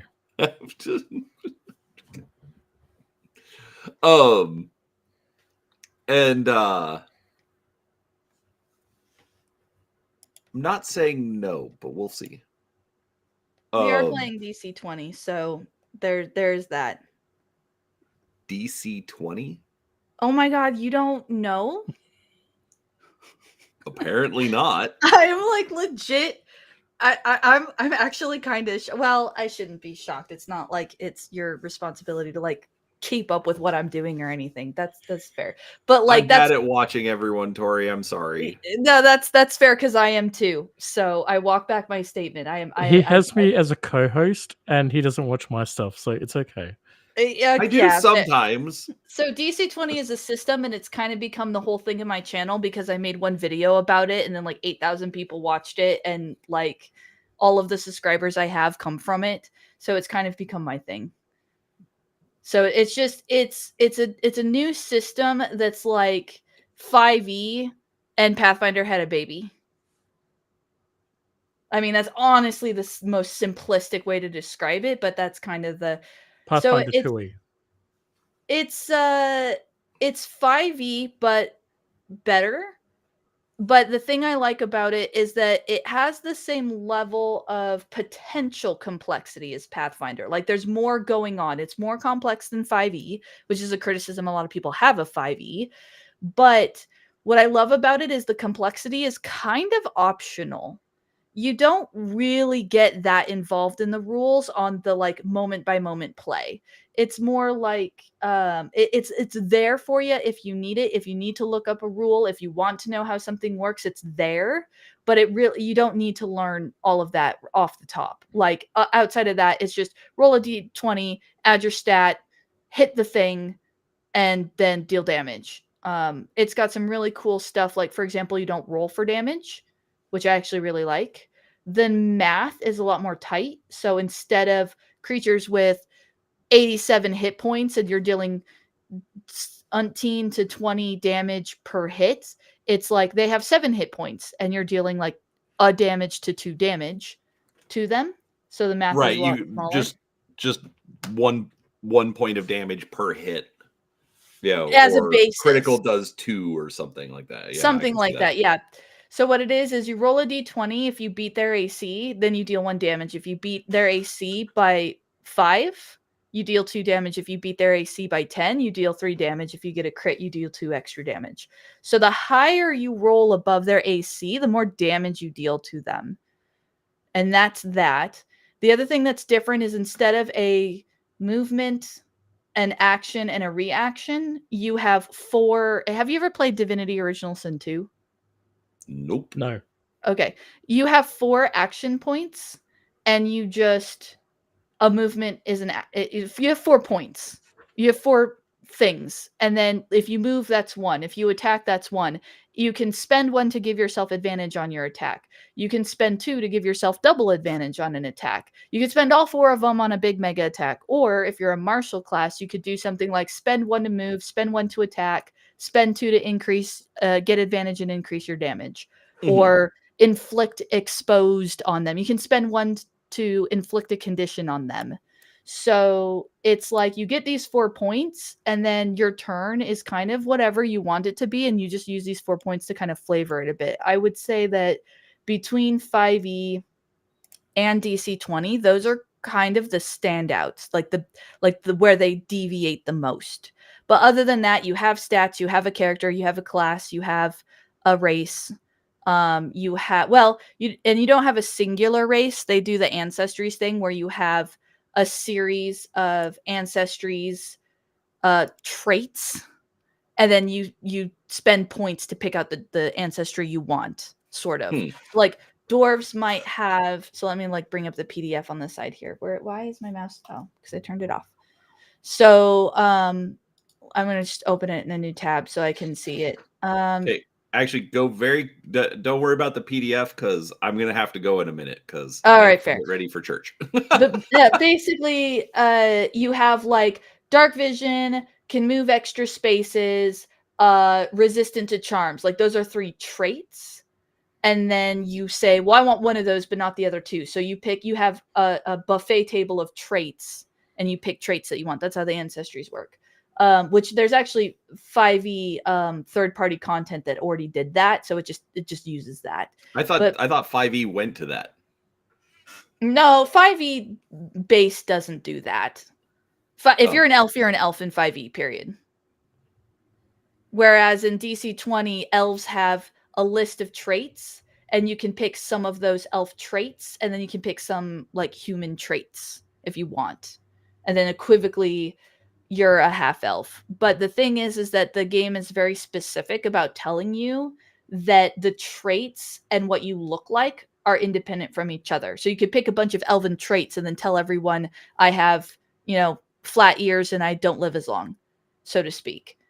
So you can pick elven traits but not look like an elf if you wanted. Got it. Mm-hmm. So, but outside, I mean, it's, you have your stats, you roll a d20, roll high, add your stat. There's a list of skills. You do your skills. I mean, it's so similar to 5e in the core concept of the thing. The fun part is that your skills are completely independent of your class. 3.5 style, where you have skill points and you put the points in the skill you want, regardless of your class. The more intelligence you have, the more skill points you have, a la 3.5. Okay. So, for all intents and purposes, it is D&D with like a few kind of key differences. Like if you already thought the ancestry things was part of 5e, then it's not that different to you. So you're already on board with that. No, I think that got added. Well, I think that got added in Tasha's Cauldron of Everything. Oh. And I think it's been made standard in 2024. Oh, probably in 2024 because they don't want to use the word race. Right. Well, but also going for that, like, elf is literally just a thing that you write on the character sheet. Oh. Whereas it used to be that, a dwarf gets +2 to Constitution because it's a dwarf. And elves have +2 to Dex, -2 to Con. Right. Whatever. I'm just, that was just one that I pulled off the top of my head. But now it's, no. Maybe you're a sickly dwarf, so you actually get -2 to Constitution, but that means that you spent all your time reading books, so you get extra intelligence instead. It's like, well, that's not a dwarf. Yeah. Yeah. No, at first I was dubious of it, but after creating a couple of characters, I really, really like the ancestry system because I did a solo play and I was able to make an Argonian. And straight up, like I gave them all of the traits that Argonians actually have in the Elder Scrolls game. I was able to not just make a character with different stats and then go, oh, but they're an Argonian, so they look lizard-like. Like I could do that, but no, like the actual stats are like I'm able to make Elder Scrolls characters natively in the game. Which is a lot of fun. Right, and they let you do that, but again, they also let you make a lizard-like Argonian, even though that, or maybe your Argonian breathes fire. Wait, why do they breathe fire? Argonians don't breathe fire. Well, my Argonian does. And that's the problem with that kind of a system, is they're taking that away. That's all that modern stuff that goes looping all the way back to a couple hours ago. That's why people want Elon Musk to buy Wizards of the Coast, because they don't like that Wizards is, destroying it. That if you've heard the term gray goo characters, that's what this is. Where I can make my character anything. I can give him these traits. This elves don't normally have these traits, but my elf does.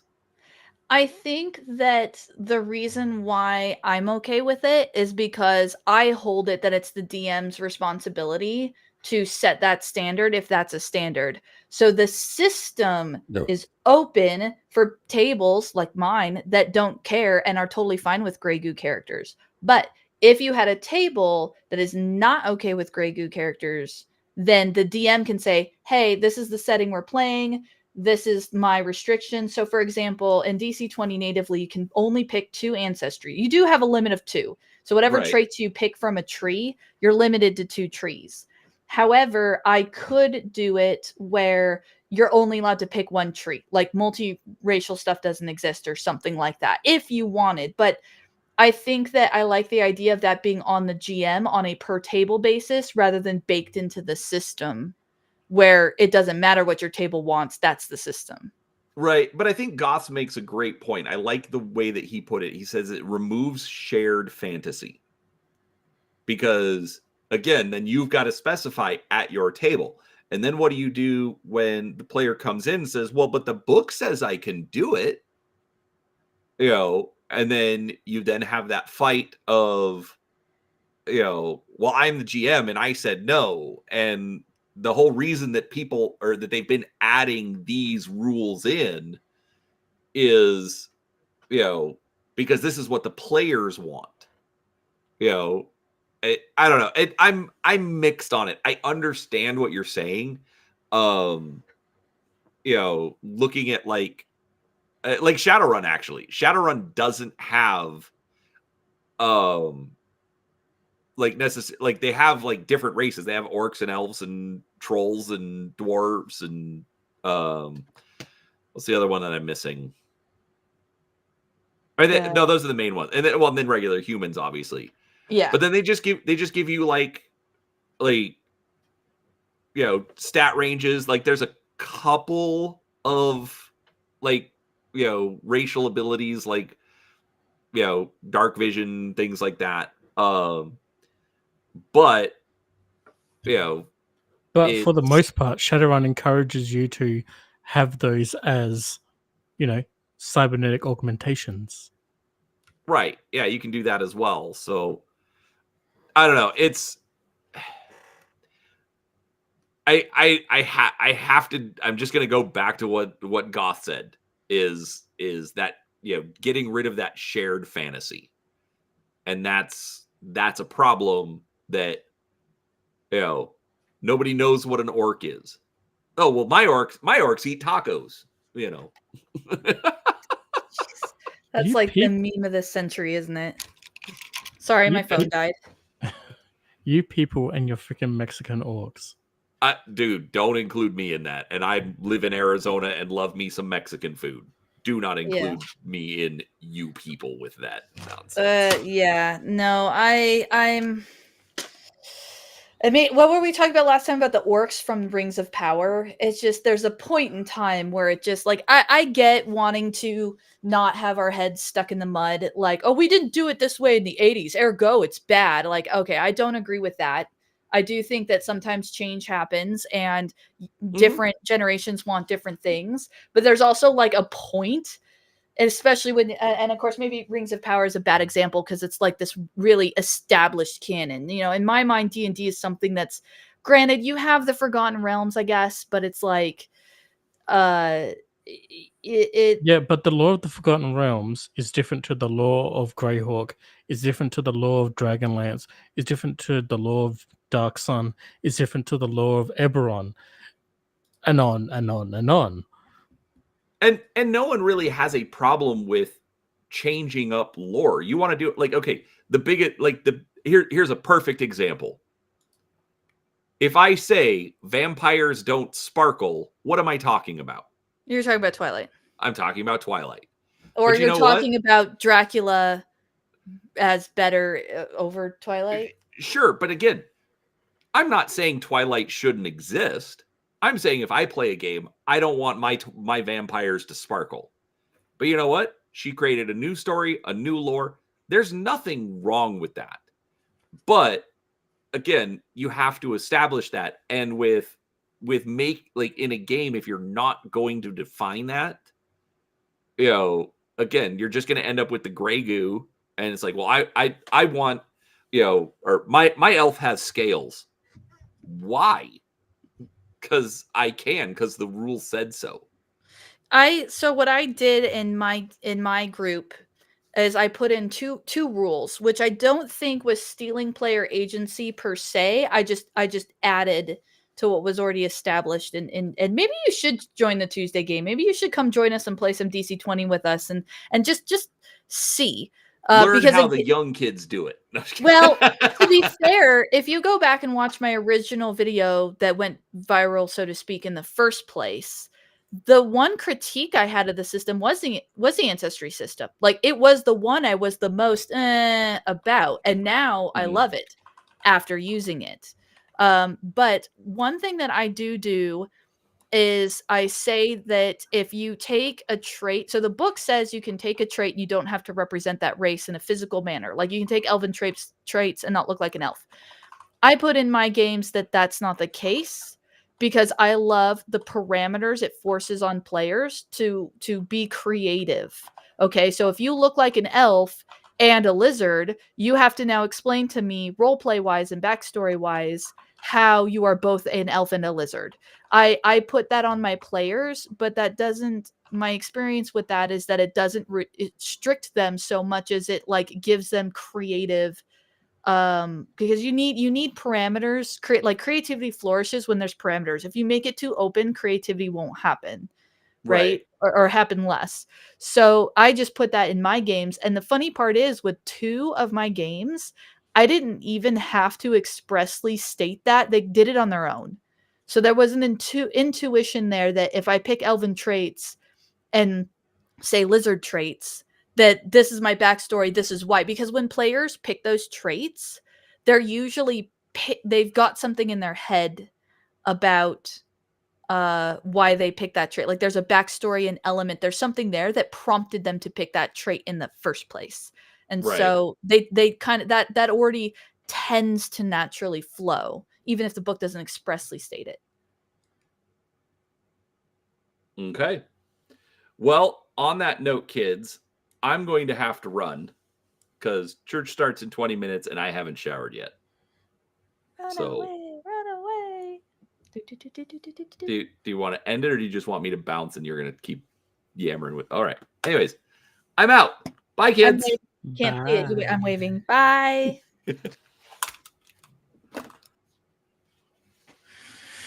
All right. Yeah, I'm going to end this anyway because it's almost 2 a.m. and that's... You got to stop me sometime or I'd go on forever. Yeah, I know. Oh, it's true. Humiliating. Remember when you said that this was a quick thing half an hour ago? I don't recall expressly stating that, but I have really terrible memory. Really terrible memory. You may have said it as just a off remark, but yeah, you said that it was a quick thing half an hour ago. I'm gonna go back to my stitching in my dead phone now, and football and other stuff. You're good. And don't worry, you'll be allowed back on next week too. So. Oh, yay! Oh, it's fun though. It's fun. It's a good release, isn't it? Just yammering about nothing and everything. And also getting to talk about the things that actually, like, part of the things that inspire our games in some way too. Like, Mass Effect, Dragon Age. Oh, yeah. For me, I've got like anime like Slayers, but also like Final Fantasy 8 and 10 also inspired my game as well. So never played 8, but I went through this phase of watching a ton of videos about the game and the lore. So I would argue that I'm actually surprisingly well versed in the lore despite never playing the game. It's weird, but it's like really fascinating. Like there's so much there that I didn't know. Oh yeah, like Heim and the succession of sorceresses and just Yeah. yes, that is very much has influenced parts of my game, like how kind of technology and the sending from Final Fantasy X has influenced aspects of my game as well. Oh, that's And awesome. yeah, because basically I fully put in the sending into my home game because I like the idea that something happened. Cthulhu, basically. Alien gods happened. But basically, during this War in Heaven event, they killed or did something that stopped death. Like the original high, almighty, big capital D death from being able to do its job. So, a natural element of this setting doesn't exist. So, clerics have to manually send people who die off. Otherwise, their They spirit just and their bodies will get back up as ghouls and things and just tear around as monsters. that's yep, one for one from 10, but is like so appropriate in any kind of like tabletop setting, I think. Yeah. Like that works really well because in tabletop games you have zombies, you have ghouls, you have all of those things. So now you've just got to make a setup to how that works. And the classic, a necromancer did it, can work for some games, but for me, I wanted something. It's kind of tired by this point, isn't it? Yeah, it's a bit more tiring as well. I wanted to try and freshen it up, and I thought that really worked really well and explained why there's monsters and lots of undead. So Oh yeah, 100%. I don't have stuff to that degree in my setting as of yet. But the floor is open. My setting is very, very undefined, which works in my favor because then I can define it as I go. But I could say, well, it's like what was it, the DM prep video or whatever, where I have the whole section on the top of every single session is just like a series of things. You know, like I said, because all of the examples I put in that video were actual examples from actual sessions I ran. Like one session legitimately had League of Extraordinary Gentlemen and the Gungans from Phantom Menace, right? Hodgepodge together because we borrow from things all the time for our games, and I think our games are better because of it, not worse. funny story. I had a Halloween game where the players were the Universal monsters and the people hunting them was the League of Extraordinary Gentlemen. That's awesome. That movie is like kind of underrated, I feel. Like that was really good. I really liked it. And it just kind of It came and definitely went. has some flaws, but it's I would put it in the same category as like the Brendan Fraser Mummy movie. It might not be accurate to the original story or the original book or whatever, but it's kind of an enjoyable movie. I really do like the Brendan Fraser Mummy movies. Yeah. He adds something with his character in those movies. And sometimes comedy and action don't always go together, but when they do, it's well. It was the Yes, movie that Goths. ended Jones. I really liked the movie. Well, and I liked the aesthetic. Yeah, it had a pretty good aesthetic to it, but Yeah. yeah. As I said, there's I mean, if you compare the movie to the first chapter run of the League of Extraordinary Gentlemen comic book, the comic was so much better. I guess I'll have to, although I'm not a comic book person and I basically don't even read anymore, sadly. I will say that after the first, the second and third stories basically take it to like them thwarting the Martian invasion from War of the Worlds and things like that. Like it really scales up, and it's a really big missed opportunity for the movie to have not kind of encompassed more of that. But yeah. And yet, I think part of the reason I like it so much is because it's a complete singular thing. I'm tired of series. I'm tired of cinematic universes. I don't do TV shows. I really appreciate just like there's a movie and it is a story and then it's over and it's done. So that's just me personally, but I think that's something that I like about it is that it was a singular thing with an appropriate cliffhanger. I mean, if I remember correctly, the cliffhanger is like, oh, they're a functioning group out and they could do more superhero stuff. But that's a very vague, generic ending that you could make a sequel with, but you don't necessarily have to. Like, it's kind of fine to end there. Yeah.